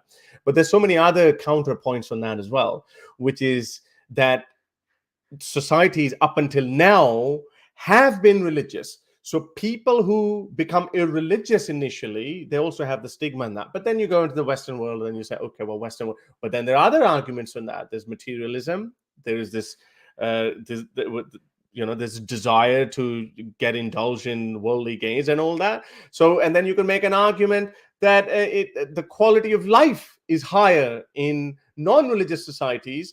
And what's this? There was a famous study done in Bhutan. I think turned out to be number one after even above Norway. And they're very simple-minded people, and they're basic religious people, but they're happy. They don't have. They have very basic communities. So that's something that is up to you to decide whether you're going to accept religion and lower your quality of life. And then when the quality of life goes up, then people also tend to become irreligious. There's studies on that too. As quality of life goes up, people tend to become less religious. And as you said, less religious leads to atheism eventually at some point. And I agree with that. So first of all, regardless of this, it's got nothing to do with the fact. By the way, there's a YouTube clip of Bill Gates as well. He does say that he respects religions for the values or whatever, but he says he doesn't believe in any God. I actually put up this little reference as well. Again, but it doesn't. But my argument doesn't matter on that. I'm actually I know that. No, but religious practice. Religious practice is what matters. Gates describes himself as an agnostic atheist. He lacks belief. And hang on, I listen to a lot of things. You can write them down, and maybe you could talk about whether that's not. So the point that I was making, it was actually debunking the argument that philanthropy is only done by religious people. That's a religious claim that they make. In the same book, I actually acknowledged the fact that yes, you can be religious and you can do philanthropy. As we know, Red Cross and a lot of these things are actually religious. This is why I use the term, nothing good comes out of religion exclusively, meaning you can do all these amazing things without religion as well. I'm not saying that you do bad things with religion only. You do good things as well, but that's not exclusive. I'm not going to let you hijack the word philanthropy. And another moral point that I make in the book is that if you're doing good for the sake of winning, a nice little palace in heaven, then I'm uneasy with the fact that this is good. Okay, I mean, when we see a hungry person or something, a lot of atheists do charity as well, and hence I brought up these people because these guys are one of the biggest philanthropists as well. Fair enough, they're not they might not fall in the typical example of atheists, but they are more or less they're atheists. If they believe in something, they're more or less atheists. They don't believe in any organized religion. They're not doing this to go to heaven, right? So you can't hijack these people. They are more leaning towards my side than your side because you have a very strict set of beliefs. So that's the claim I'm making. And again, now going back to suicides, Kazakhstan, that's a classic no truth Scotsman that you said that, well, okay, well, the Kazakhstan is an atheist country. So are you going to just say that, okay, well, atheist? So by the way, I didn't say that it's an atheist country, my friend. You said the low more religion, low religiosity in Kazakhstan and severe restrictions historically on religion. When we look into the West, a lot of these suicides also happen because of a whole host of things. Like bullying is a big thing now in the West as well. So you're going to blame atheism or you're going to blame bullying?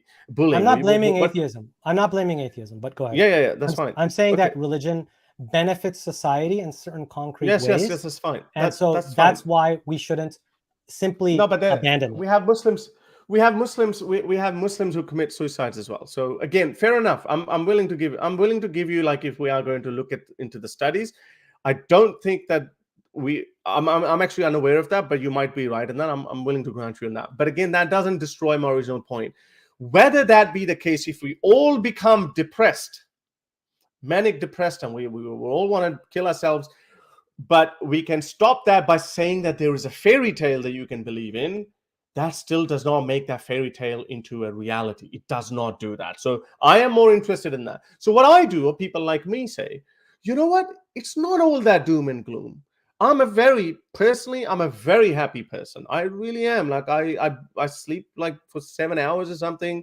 Ghode bech ke sona, like I've got no worry in the world. Sleep like a baby. I don't know why they say that, sleep like a baby. Baby wakes up every 2 minutes, but you get the point. So you can give yourself a purpose. You can set certain goals in your life, and you can find out a way. And we get it. The modern life brings a lot of pressures along with it. So I acknowledge that. But that still does not make religion, let's just accept religion because it might stop me from, from a phase of depression that might get it. Okay. So that's point number one. There was another point you made. There's another point now? Okay, go ahead. Fine. No, you did make another point. Come on, you spoke for like 15 minutes. What was the other point? So one baggage of religion, you said that. Okay. So I've answered that. I think you've answered. You basically have acknowledged that there are these possible benefits, but that atheism doesn't necessitate that, and there are plenty of atheists who don't suffer from those problems. Is that that would be anecdotal? That would be. I'm not presenting that as an evidence. And also, you've said that it doesn't speak to the truth value. I think family system.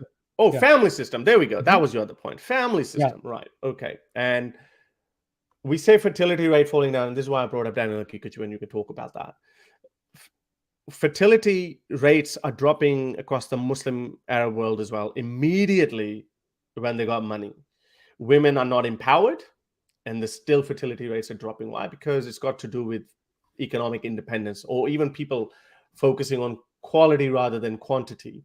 And there are many studies done where the urge to make babies hasn't gone, but the urge to have less babies. There's an Australian study that I actually shared on Secular Jihadist a couple of weeks ago, or not a Secular Jihadist, maybe, in one of the Twitter spaces I did. So the urge to make babies. So a lot more women are just are wanting to have just one child as opposed to two. Those who say ideal is 3 actually end up having only 2. And only 7% of women say that we don't want to have any babies. So this is barely, I think, across history, the number between 1 to 10% would have been variable. So that desire, because motherhood is biology and we are driven by instinct, so people do have that. Okay. Now we talk about, so family system is falling again. You don't have to blame atheism. You have to believe, you could blame. I blame irreligion. No, not even a religion. No, you can bring in economic factors in that. There's a strong economic factor. I don't disagree with. I don't disagree with economic factors. So Islam is but you would agree that Islam doesn't discourage you from being economically prosperous. What is your point, though? Islam doesn't discourage you from being economically prosperous. But I'm never putting forth binaries where religion does something single-handedly outside of context and environment. Jawad, but I'm arguing. But I'm arguing that maybe I misunderstood your argument. So please go. Yeah, but I'm arguing that you have other factors to blame, because we have Muslim societies like these Arab countries that are very traditionally Muslim, right. But they have very strong zina laws. They have very strong, and again, the other point that you made about monogamy you cannot outlaw something that has been codified in the Quran and that's been encouraged by the example of the Prophet. You cannot discourage it. Islam encourages polygamy, and there's strong reasons behind that. The way they say, like in the words of Zakir, well, what do you want? Because women are hypergamous. They look upwards. So they would rather look upwards. A rich man who has 2 wives already, they should rather go for that than go for a poor guy at the bottom. So I've heard Muslims make that argument as well. And then there's some truth in that hypergamy. So you cannot discourage the family system that you're talking about. And the sexual conservatism that you're talking about, that you're coming at me like, people like me, like modern men who take advantage of women and blah, blah, blah. I would be taking more advantage. I would be far better off in a Sharia-infested Islamic caliphate where I would have had at least 4 wives on cycle, and I could have had a whole host of concubines if I could afford it. So sure. So you're defending. So this is where you're forcing me to defend medieval traditional Islam. But that's the Quran. So wait, hold on. No, it's not the case. The Quran actually bans. It makes you marry your slave girls. This is a wrong interpretation. No, it doesn't. Yes, it does. But we can debate that afterwards. You and I can debate that afterward. But the point is, though, that you are making me, this is the binary viewpoints that I disagree with. And this is the new atheist, why they're the flip side of religious fundamentalists. You think that there's only one option for religion, which is medievalism. But even in a country like Pakistan, polygamy, which is legally allowed, is extremely rare. In my because circles, of Indian influence. Because of the no, Indian no, influence. no. Yeah. Please let me speak, okay? Because of the Indian So, influence. Do you deny that? No, Because of the Hindu do. influence. I do deny that. So because throughout why the Islamic world, please, I need to speak now, okay? So throughout the Islamic world, polygamy is more rare than monogamy, okay? It is discouraged by reformist and traditionalist scholars, okay? So you cannot tell me that that is something you know why that that I is? cannot claim. No, but you know why that is? Please, it's a let very me simple argument. Because, no, because you made a very flawed argument. That's because there are because not enough women. Richer men in Arab countries always have polygamous relationships. Yes, so that. But richer men in Pakistan don't tend to have polygamy. They don't practice polygamy because it is looked down upon. In the Arab world, it is not looked down upon. So you're forcing me to defend a view that I don't have, and then claiming that that is what religion is. Whereas practically, but Islam is that. No, hold on. It is encouraged. You're saying discouraged? It's encouraged. No, hold on. So I grew up very religious. In my 20s, I was actually very conservative. I was very conservative. Well, I was born and raised in America. No, but your parents are Pakistani. Yes. So listen to me, please. Let me finish. The Indian culture. I let you speak, and you just been like cutting me off. Okay. So, in my religiosity is what I'm actually calling to, not your imagined worst case uncharitable viewpoint. So when we're comparing my sexual ethic with your sexual ethic, I think my sexual ethic comes on top. Why? Because I didn't engage in premarital sex. Why? Because I'm less likely, at least by the studies, to commit adultery. More religious people are less likely to commit adultery. You actually defended, or religious or Islamic, Christian or Islamic Muslim, because there's a huge difference. No, there's not. Studies have been done across the board and show that religious people are less likely to commit adultery. Yeah, but Islam allows second wife. So if you have an urge to commit adultery, you can just go get a second wife. But what I'm trying to does it say monogamous? What I am does the study say monogamous? I'm just trying to be accurate with your study that you're just throwing in, which I haven't looked at. But I'm saying Islam actually legalizes cheating by allowing you to have the second and third and fourth wife. So even if you talk about polygamy, the difference between polygamy and what polyamory, so let me finish this point now. Polygamy and polyamory and open marriages is what you are positing is far worse than polygamy, because polygamy means that if you have sexual intercourse with a woman, you have to do it in marriage and you have to financially support her. And most importantly, you are responsible for raising the children that come from that marriage and that intercourse. Whereas when you have open marriages, that is not the case. And that leads to broken families. Now, you said, Armin said that, oh, well, this would We're not encouraging slavery. We're not encouraging cheating. I don't know where you're going with this. You're encouraging open marriages. No, I'm not. I am not. Armin was talking about it. I actually don't. I've actually on record said numerous times that I'm actually monogamous at any given point. That you should be. Yes, you can have relationships. You said that people should not have monogamous marriages throughout their life. Whereas I am arguing. No, that's not what I said. No, you misunderstood. I have your quote. I have your quote. You said it's a failure. You said it's a failure. What's the quote? Read the quote. Read the whole quote. Okay, I'll get you the quote, my friend. You said it's a failure of. Let me see. I'm pulling it up. But the point is, you cannot. Read the quote. Okay, I'm looking for it, my friend. All right. You said, quote, "Divorce is not a failure. If a couple stays on for the rest of their lives, then that is a failure. We were not biologically designed for one person." Unquote. Yes. That doesn't. Where does it say that you need to be cheating and having multiple sexual partners at any given point? I didn't say that. So I'm saying that's what you said. No, I'm saying that I am arguing for lifelong monogamy with the partner that you have and you have kids with. The reason people are unhappy. Why not? People are unhappy. No, but people it's not unhappy. just. I'm yet to see. I'm not going to put you in the microscope, but I'm yet to see. And we all have the beautiful studies show that people who are monogamous, who are virgins when they get married and stay committed to their spouses, are more happy than people who have multiple sexual partners and then who get divorced. In fact, 33 to a half of people who get divorced regret that they had divorce. So divorce is something that should be allowed, I believe, in cases of abuse and severe neglect and these kind of things. Definitely, I agree with that. But the society should emphasize monogamy, and religion is essential for that. That's a religious ethic. And so when you talk about that this will be okay because we normalize divorce. No, because we have no. But wait. Do you think that different... divorce? But do you think divorce is not harmful to children?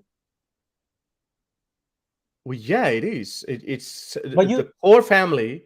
No, but core family is most beneficial. But the second close is joint custody.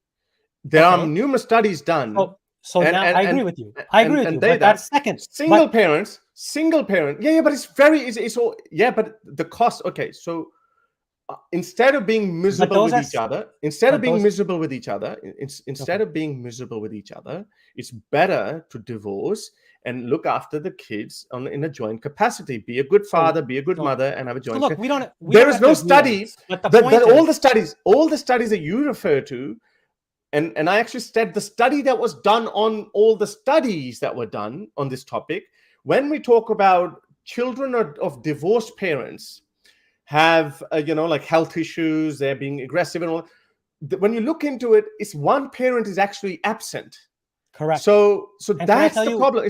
Okay. So you can be in it. No, but let me finish my point because people understand, because it's a very misunderstanding point. Mm-hmm. So if you can get divorced and you can have joint custody, share your parents' responsibilities, and you're not going to have these bad health, aggressive kids, and blah blah blah. It's still, and again, there's more study needs to be done on that. Okay, great. So now what I would say to that is the one parent that's usually missing is the father. The reason is that the reason why religious ethic evolved so that it prioritized and encouraged monogamy is because that is the ethic that is best for rearing children.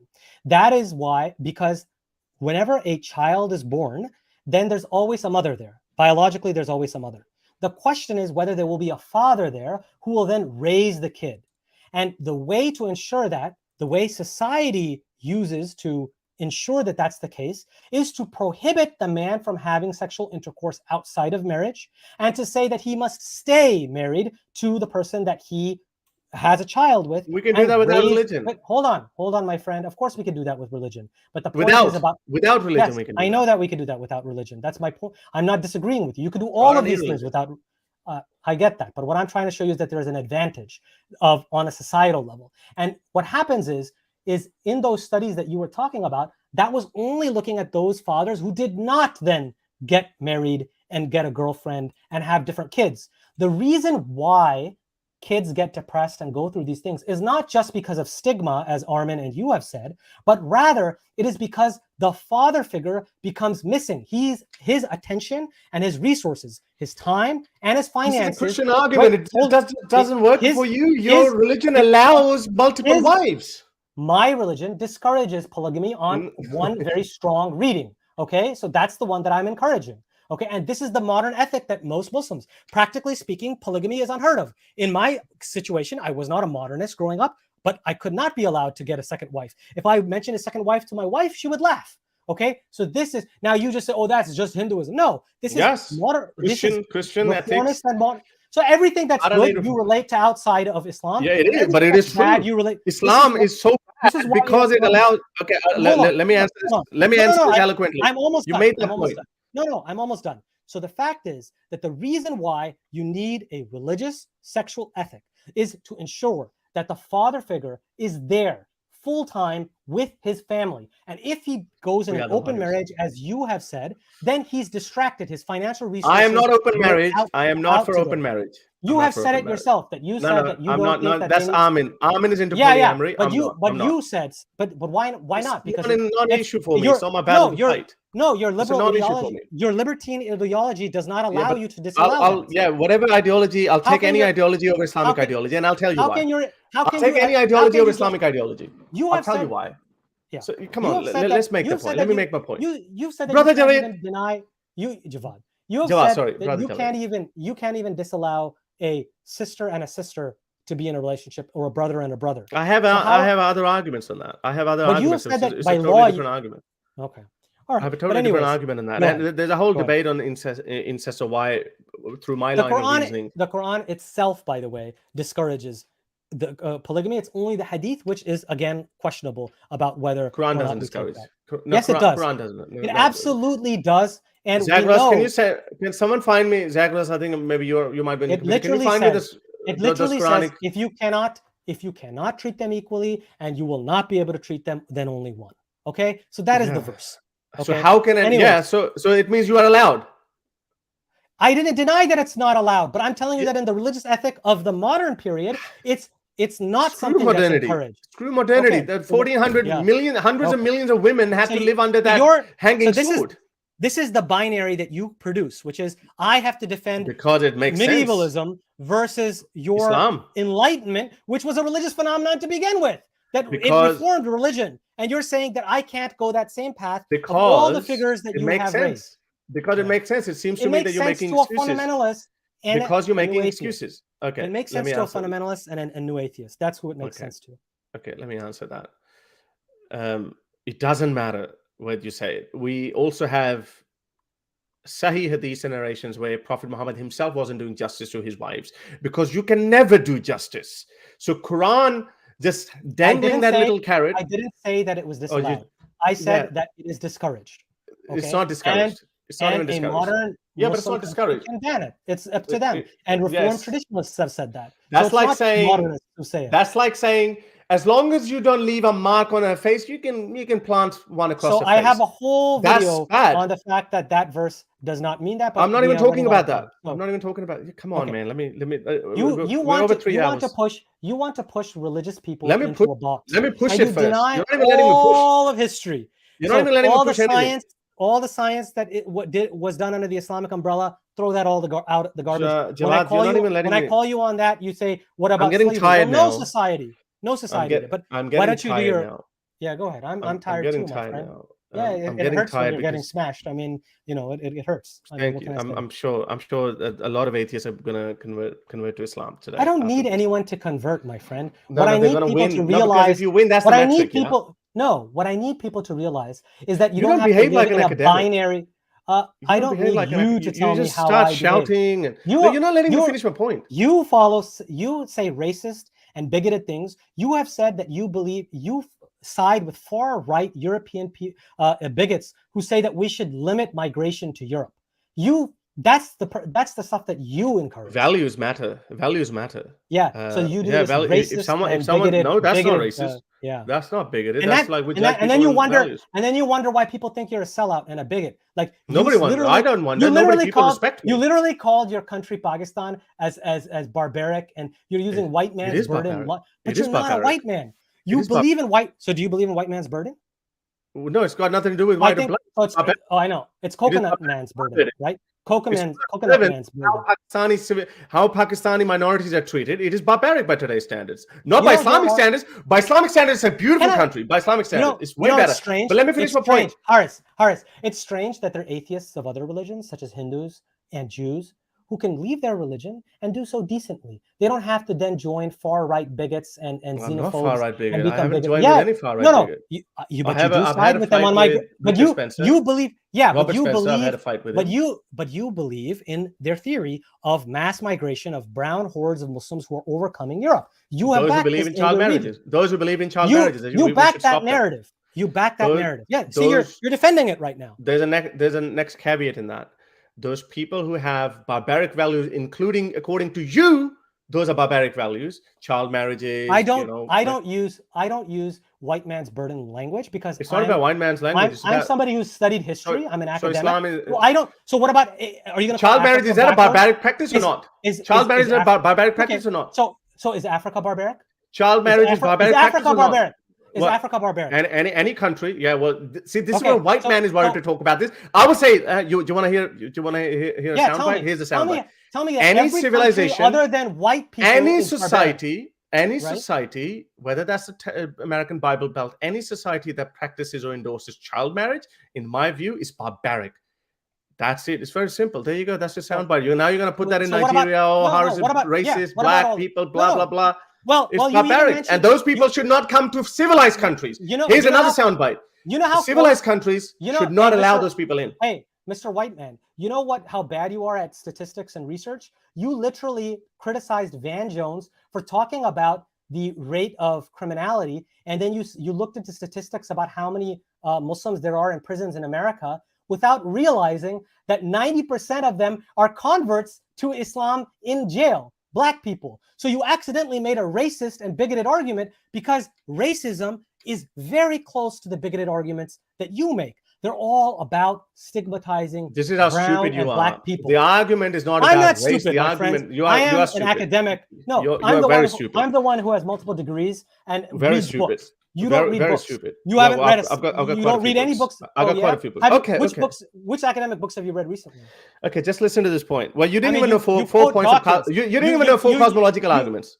You didn't even know four cosmological arguments. I do know them. That's basic, entry-level basic argument. No, okay. I don't want to. Okay, I don't Javad, want to play this catch me if you can. I don't want to. Okay, you I don't win. want You to win. misspeak. Let me finish the point. I speak very precisely. So I speak when I'm an expert. People will see that.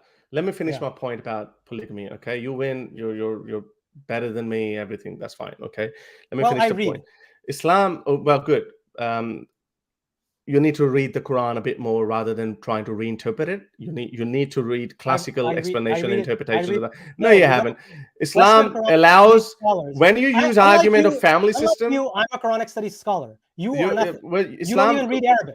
You don't know anything. And I'm not saying that you need to read Arabic to raise arguments. Right. I'm not saying that argument. But what I am saying is that I'm making an argument that you just said that I need to read the Quran. I'm a Quranic studies scholar. Yeah, you need to do it again. You need to do a better job at it. You're a person who reads Dawkins and then uses arguments that pretty good. It's a much better book than the Quran. Nobody takes Dawkins seriously in the academy. He caused an atheistic revolution that you call new atheist. Amongst lay people. Every scenario we look at, atheism is on the rise. Everywhere we look at, right? Who denies that? Did I deny that, my friend? So you win. Go convince your fellow academics about how beautiful Islam is. Islam discourages polygamy. No, it doesn't. Allah allowed polygamy. Hindus. You're talking about cosmological argument. You say that Anselm has a cosmological argument. He does not. So, you just. He does. No, he does not. And Anselm's is an ontological argument, and Aquinas has cosmological argument. What's wrong with that? You said it the other way around. But anyway. But anyways, I don't actually think that's a big deal. Anselm's ontological argument. Yeah, so it is not a big deal because you're trying to because you've been you want to throw your credentials at me. No, by a guy with only one degree, undergrad degree in IT, and you feel like, oh, hang on, you're being like, how can this guy so stupid just answering all these questions? Even your atheistic philosophers laugh at Dawkins. No, very few of them, but it doesn't matter. There are good atheistic philosophers, but new atheists unfortunately drop the ball. Okay, listen. Okay, let them laugh. I don't care. I'm a consequentialist. I look at the effects of any Dawkins. With the list of please don't use terms. With the list of all the enlightened scholars of the Muslim world that you that you showed, they were all failures, and Dawkins managed to do a lot more in the 10 or 20-year career of his, which Dawkins did nothing. Dawkins did all of that. Dawkins did that. Bertrand Russell laid the foundation. Dawkins just exploded. Anyway, don't compare Russell to Dawkins, please. Okay, fine. I don't look. You don't have to worship. I don't care. Okay, I don't care about that. I'm going back to the polygamous point that you made. These Islamic philosophers created an Islamic civilization that thrived in science and advanced science. Bullshit. And this is what the modern scientific revolution. Slavery. Read something, read. Wife beating. Bullshit. Read in the name slavery. of your Lord. Read, if they had abolished slavery, emancipated women, I would have said, okay, they haven't done it. You moved the goalposts. You're talking about science. Now you haven't done human rights. They haven't done it. They did not invent human rights because they had a chip on the shoulder, and that was the Quran. Cutting off hands and feet, stoning adulterers. Quran is what encourages stoning them to study adulterers. Science. Okay, I think this is going nowhere now. I think you just why don't totally you why don't you bring your closing arguments and I'll bring my closing. My closing argument. I'm just going to say it, which is you didn't let me finish about the polygamy point. You can continue. Go ahead. But stop interrupting. You just go into you've got that many degrees or whatever. You also interrupted. Okay. You've said plenty of things, my friend. Okay, all right. Hindus and Christians are in a much better position to make an argument built around lifelong monogamy, not Islam. Islam allows multiple wives. Islam allows sex slavery. Islam has no leg to stand on. When you say that there are cultures where polygamy is not, monogamy is more, everything good number, is outside, he everything bad is me. inside. Yeah, everything good is outside, and everything bad is inside. This is your methodology, Harris. This is called a polemical perspective. I mean, this is not a neutral way of doing Prove it things. wrong, but this is true. The Quran. So sometimes you insist on following monogamy. the Quran. Sometimes you insist on following the Quran. The Quran itself discourages polygamy and says that you need to marry your slaves. It endorses it. It endorses it. And sex slavery is a whole new topic. Fine, you Malikat Yanim means something else in your word. That's fine. I didn't say that. But Hindus and Muslims, yeah, go ahead. Hindus and Christians have far better case against lifelong monogamy than you guys. I know you like the support of Hindutva and the Christian right wing. I know you need to flatter them, but I mean, let's try not being a sellout so bad. Okay, it's pretty. You don't know anything about my work. You don't know anything about my work. I do. No, you don't. Actually, you don't. I read your book 3 times. Book was 5 years old. I've done a lot more. My activism was a lot more after that. I know you've said stuff against Hindutva, but at the same time, you pander to people who follow you. No, I don't. From that ideology. No, that's just like, now you call polemic. Now that's just ad hominem. You're just like, you got nothing to argue. Fine. I can appreciate. Again, I don't even care about. If you think it's ad hominem, fine. I withdraw it. Go ahead. Continue with your argument. As if you didn't know that. Well, sometimes we're fallible human beings, my friend. Right. So when you start, saying, you're a good Muslim. Islam should have created a very good human out of you. Like, there's so much more that you just get in. You get like you really don't behave like an academic. Like, I've argued with PhD philosophers and I've spoken with them, but you just get in talking about behavior when you are. I'm not an academic. I'm an activist. Yeah, I do use certain language. You're an academic. No. It's not about you your need language. to create. You need to keep some certain type. You think it's the language that bothers me? No, it's the fact that you pander to these kind of extreme right-wing bigoted xenophobes. That is what bothers me. No, I don't want child rapists. I don't want child rapists in my country. Now you're calling all Muslims child rapists? No, I didn't say that. You're so stupid. You don't even understand the simple point. I'm saying those people who believe in that. Right? Yeah, you are being stupid because you're not even steelmanning the position. What is my position on immigration? What is my position? It's just steelman. What is my position? So where does it? How do you include all Muslims in that? Is that what you are? You just deliberately strawman and lie. I didn't lie. You just said all Muslims. You just rephrased me and you said all Muslims. No, I did not say that. I said that I did not say that you claimed that. Okay, this was a rhetorical question that I asked. I know that you have excluded people like yourself, conveniently, or people who are leaning in your direction, like I've excluded you as well. I am a religious, practicing, believing Muslim. Why would you include me? You don't believe in the 9-year-old marrying 9-year-old girls. You don't believe in that. I'm all for you. So don't most Reformed traditionalists don't believe in that either. That's fine then. So I'm not against them. So you think that a majority of Muslims favor that kind of thing and come to Europe? No, I'm saying those who say that. This is what I'm saying. You don't even understand my position. So then, why are you defending these right-wing people? I'm not defending them. I'm giving my own point of view in that. This is why I'm saying you are a freaking. That's a terrible kind of an academic. Like, what kind of? You don't even understand my position. I have said categorically numerous times. You defended. I corrected Sam Harris. I corrected Sam Harris in the same book. I corrected Sam Harris that when he quoted the Pew survey. I don't know exactly what page. I corrected, and even when he appeared on Secular Jihadist, Amin Nawabi asked him the same question. That when people like Sam Harris quote that 85% of Muslims believe in Sharia to be implemented, and that then he infers from that automatically means that they want stoning of adulterers, throwing homosexual at rooftop, blah, blah. I said, that's not true. Because when you ask an ordinary Muslim that, hey, do you favor Sharia? They think that it's a virtuous thing to say yes. And therefore they say, no, hang on a second. Let me finish my point, because you've accused me of being a bigot when you don't even freaking understand my position. I have your quote, and I'll show your bigoted quote. I'll show your bigoted quote right here, and then you can defend it. You said, quote, this is on page 190. You cannot ignore the risk of Muslim migration into the West without some costs. A huge number of Islamists or even jihadis have entered Europe under the guise of refugees, unquote. And then you say, Syrian migration, I'm talking about. in this video, you say that if you were white, Islam would have moved you to become a white nationalist. This is where you show your true colors, that you are a coconut, that you would become a white nationalist. I have the video right here. Is the video entitled, hang on. Is So Why the white nationalist one, can you quote that again? Because I don't understand. That's not in line with my thinking. I don't understand that. Can you quote that again? You said this in a video. Is this why Muhammad Hijab thinks West is a failed society? In this video, you indicated that if you were white, Islam would have moved you in a direction to become a white nationalist. That is what you said. Yes. And then, at the same what was time, the point? Oh my goodness. This is how...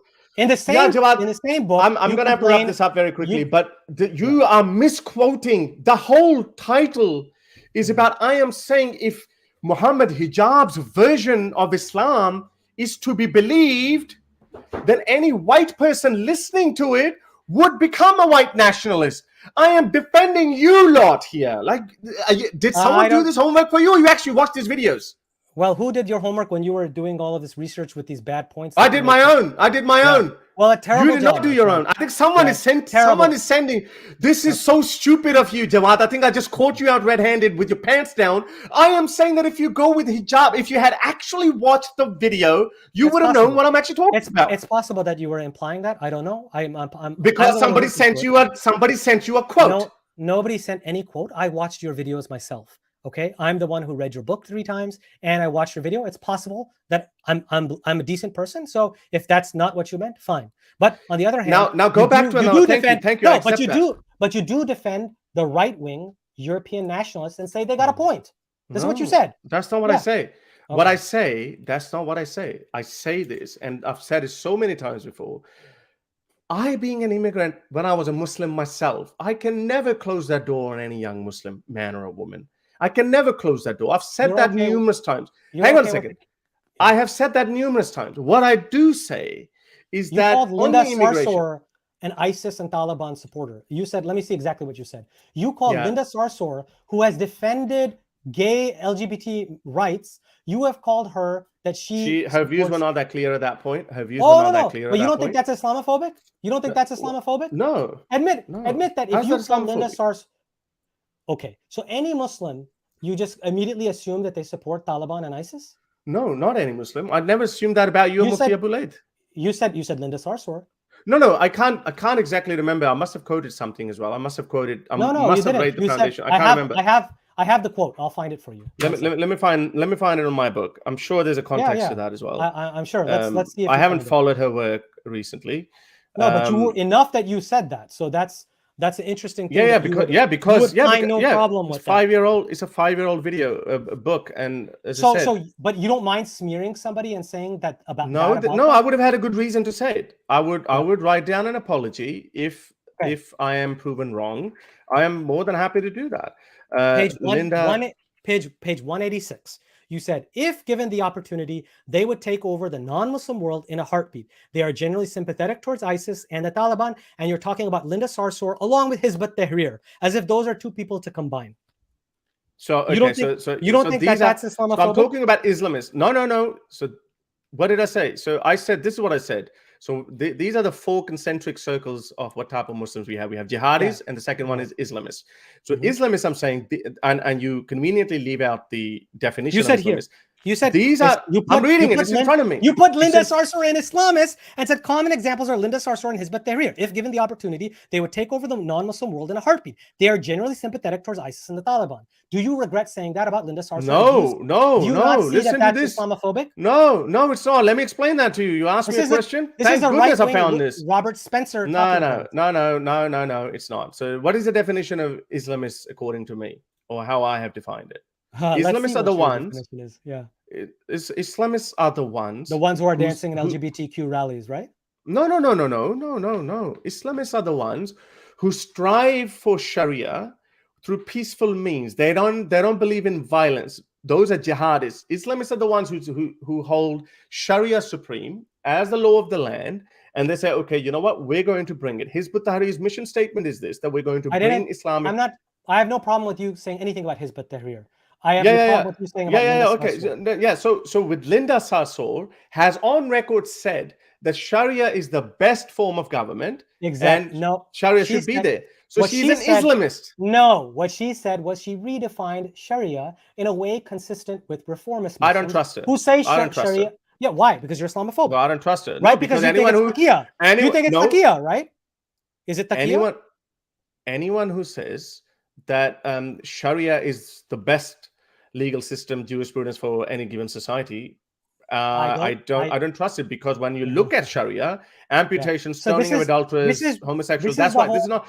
If you problem with this is not a problem, and this is very different from Robert Spencer. This is very different from Robert Spencer. I've just destroyed your accusations, and you have no kids. One of them you were kind enough to actually admit your out of context position. No, you should be kind enough to say that, okay, you were wrong about her and you shouldn't have said that. That's what you should have said, because Linda Sarsour has an understanding of Sharia that is different than what the Islamists have. She has a view of Sharia that many Reformed traditionalists have, which is the idea that Sharia is just the moral code of conduct and the divine law. In fact, we can't even know it. It's in God's mind. It's a divine law. And this has a precedent in Islamic history itself, where the word was used in that way. Here's my concession. Here's my concession. I'll look it up.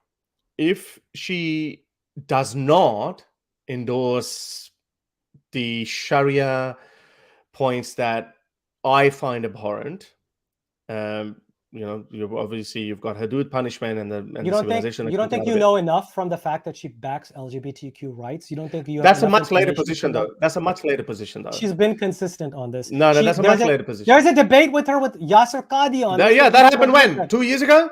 That's a much later position. Let's see.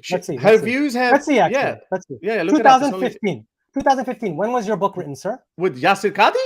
Yeah, with Yasser Qadhi. 2015. When was your book written, sir? With Mehdi Hassan? Yes. I have the link right here. No way, really? I'm so sorry, my friend. Okay, well, I'm wrong now. I stand corrected. Okay, so can you admit that this is a little bit Islamophobic of you? No, it's not Islamophobic. It's not Islamophobic. So you see a Muslim woman in a hijab, you think that she uses the word Sharia, and now you draw from that she would support ISIS and the Taliban, and now you're claiming that that was way before even ISIS existed, right? Now you're claiming that. Now all of a sudden she's supporting that, right? No, but how is that Islamophobic? Because you didn't know about the debate. How's that Islamophobic? In 2015. Of course. No, but how is that Islamophobic? How is that Islamophobic? Because it's exactly what the right wing does, which casts all. So here's Islamophobia. You are so nothing that I say. Nothing that I have ever said, nothing. You know what? You guys can reinvent your Islam and you come up with new definition. I'm not going to take your Islamophobia definition because I can reinterpret Islam, and I can read religion, which goes back even before Islam. Yeah, nobody. They were all failures. Dawkins in his 20 years has achieved a lot more than your enlightened scholars of Islam in the entire 400-year history. Why? If the rubric is just the lay person who has no knowledge of philosophy of religion, no reading of anything. Most people don't have knowledge. Yeah, so most people don't have. So then what's wrong with the people? Yeah, well, then shame on you. Shame on you that you can't even reach out to normal people. Shame on you. That's your failure. You can't even reach out to normal people. This is how pathetic you guys are, that you just okay, we're going to write this dissertation for the 800 pages and we're going to expect the world change. This is why you have to scholars who can reach out to the masses, and they also need activists, and those people are far more successful than you guys, that you could not achieve something. I'm not denying abolitionist. You could not abolish slavery. You could not emancipate women. You could not do anything for the non-minorities. The people who abolished do anything. Slavery were mostly religious. The people who established human rights did so on religious terms. Stupid argument again. Yeah, we can be inspired by religion, but your religion, they grounded not religion. Okay, we're going in circles. Let's wrap this up. Let's wrap this up. You can do your. Let's wrap this up.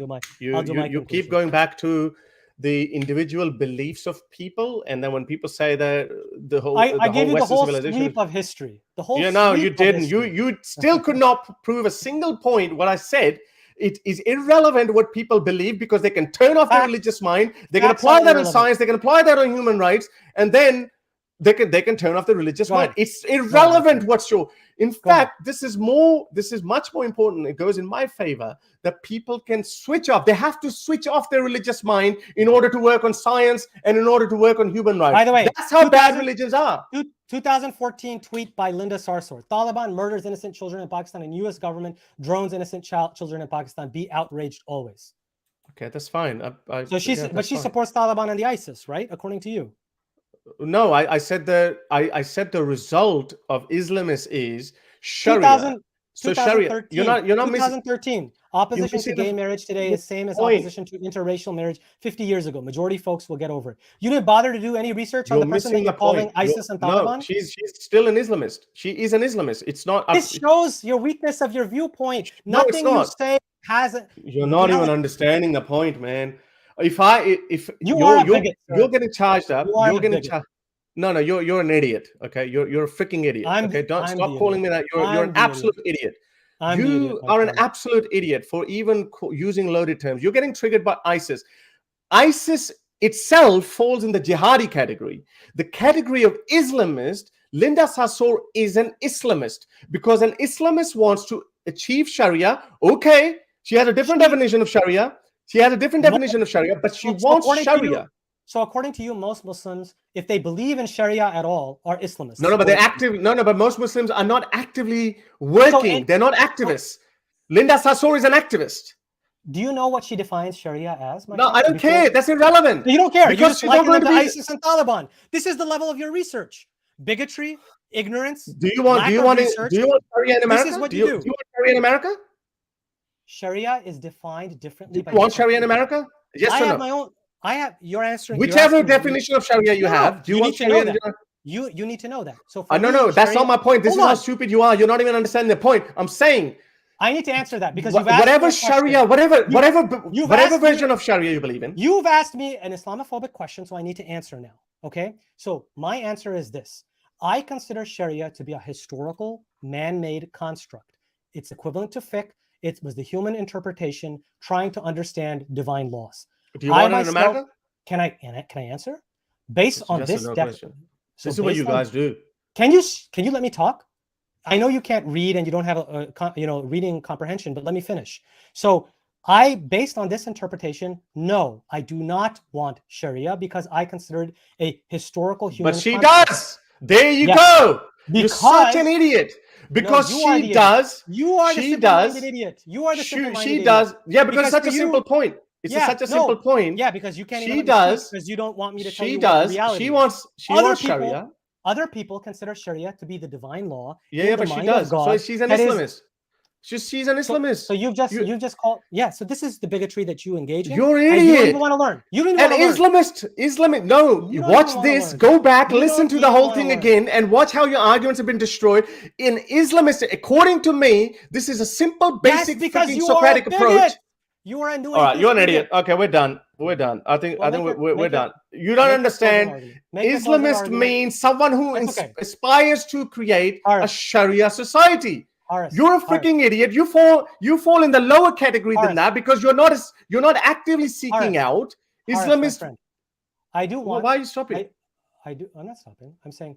I'm saying something. Why don't you? Okay, you're incapable of having a conversation. That was a mistake. Thank you very much. Let's just end this. Thank you. Have the last word. Harris, don't run away. Let's wrap it up. No, because it's 3.5 hours. It's just stupid. You're so stupid. I actually thought you were an academic.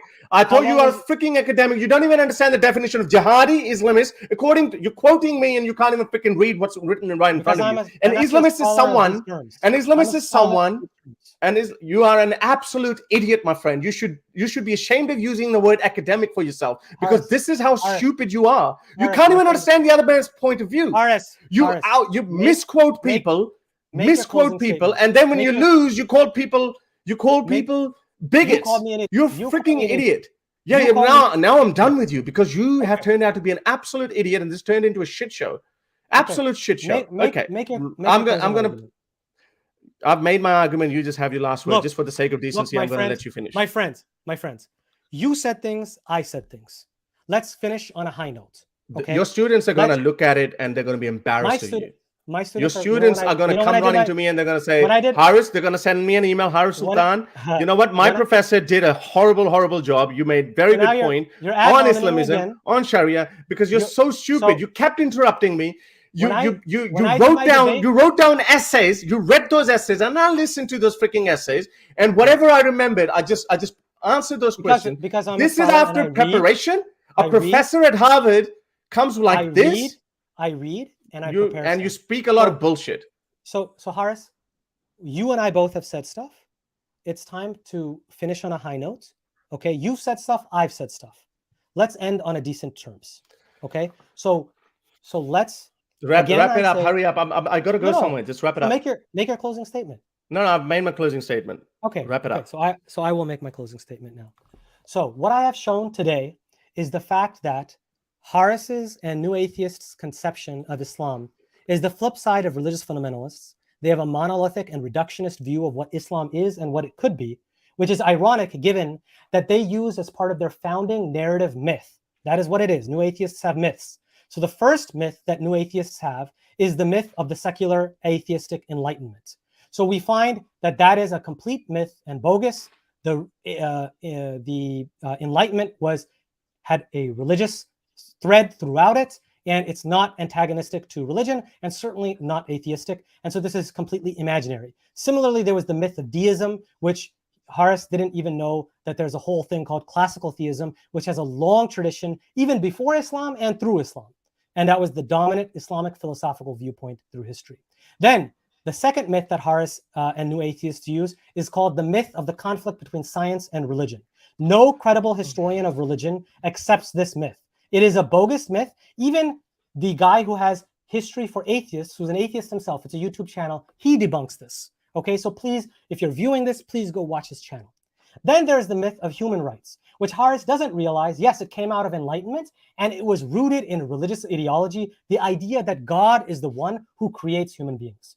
And this religious ideology, by the way, didn't differentiate between believers in the sense of confessional, like if I'm a Christian or I'm a Muslim. They believed that all major religions taught the same fundamental truths. They believed in multiple virtuous religions, as Farabi did, as Ibn Sina did, as Ibn Rushd did. So you don't have to be this confessional bigot and fundamentalist as you claim. Finally, there is the myth of religious violence, which we didn't get into, but that is something that I talked about in length on my debate with Robert Spencer, which, contrary to what Harris said, people who watched that, including my students, said I did a fantastic job. Finally, there was the myth of religion as a mind parasite or a virus. This is the New Atheist idea that Harris says, where he says that there's absolutely no benefits to religion. I have just shown that there are extensive benefits to religion. This does not mean that an atheist cannot do any of these things. It simply shows that there's a benefit and an evolutionary advantage to them, which is the fact that religion makes you happier, it makes you healthier, less prone to suicide, less prone to depression, less prone to alcohol and substance abuse, more likely to get married, stay with intact families, raise your kids, and lead to society that actually flourishes from a societal standpoint, in which you're not socially atomized. You actually engage with your neighbors, you engage with your community, you engage with your church, your mosque. And this is a society that is something that's positive, as long as we abandon religious fundamentalism and medievalism, which I am equally opposed to. Thank you. Okay, I think I do need to say this, because obviously I'm a lot calmer now because you keep interrupting. So all these arguments that Jawad made, all of them have been answered, refuted, but he's not going to see it. He quoted the foreword from my book, went from enlightenment, atheism. I don't even understand what the argument he made. I'm looking at it from a consequentialist point of view. Your book. I went from the start to the end. What the hell? Come on. Just I listened to your word. My ears are literally bleeding after hearing your nonsense. And my eyes were bleeding after I read your book. But go ahead. Yeah, okay, thank you. Yeah, thank you. Okay, yeah, very good. You need to really stop interrupting people. Like I just lost my chain of thoughts now. Go ahead, Harris. I'll put myself on mute. Go ahead. Have the last Thank you. I'm looking at it from the consequentialist point of view. We quoted these people. These people individually don't matter, because at any given point in history, they believed in something. Like, for example, the stupid quote that by Bacon, that you understand science, you half understand science, and you become atheist, you fully understand science. I mean, that guy did not know anything. An elementary school kid would know more science than him. And no, it's irrelevant. So these people's individual beliefs don't matter. What the argument, the forward by Ali Rizvi, that basically pointing out to the fact that enlightenment led to a liberal democracy, and now liberal democracy, we have a higher quality, better quality of life. We have rise of irreligion, atheism, and it seems like a more a default position to fall back into religion. Then he goes into some parts of Islam, talks about, again, these arguments that are very hakikatu infused. And again, I could not answer that because he keeps butting in. Economic factors are responsible for falling birth rates.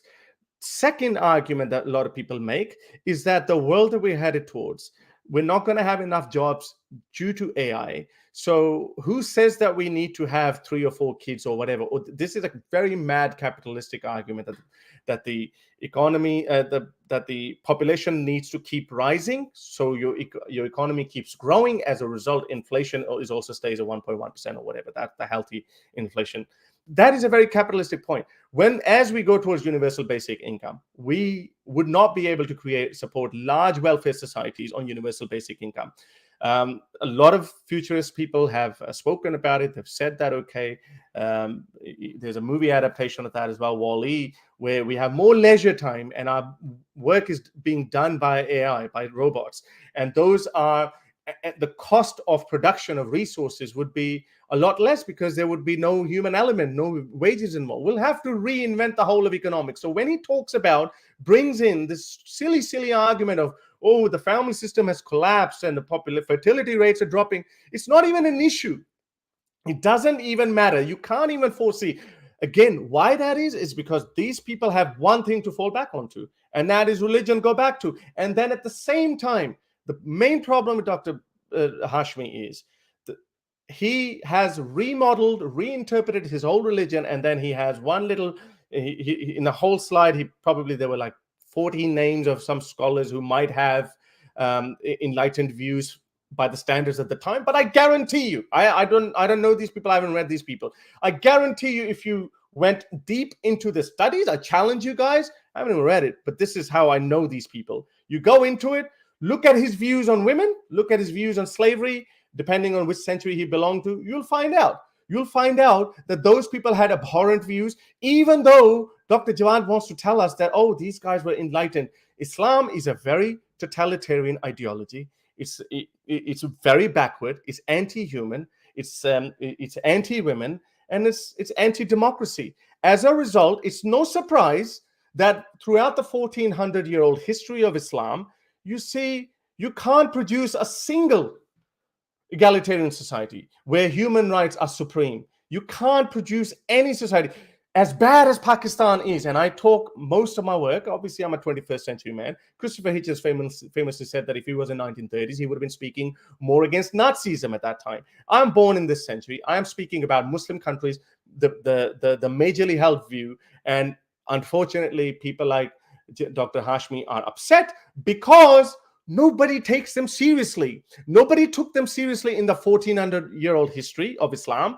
They did not care about what they want. Mutazilites were the ones reason over revelation. Look what happened to them. They were takfir. They were not supposed to be Muslims.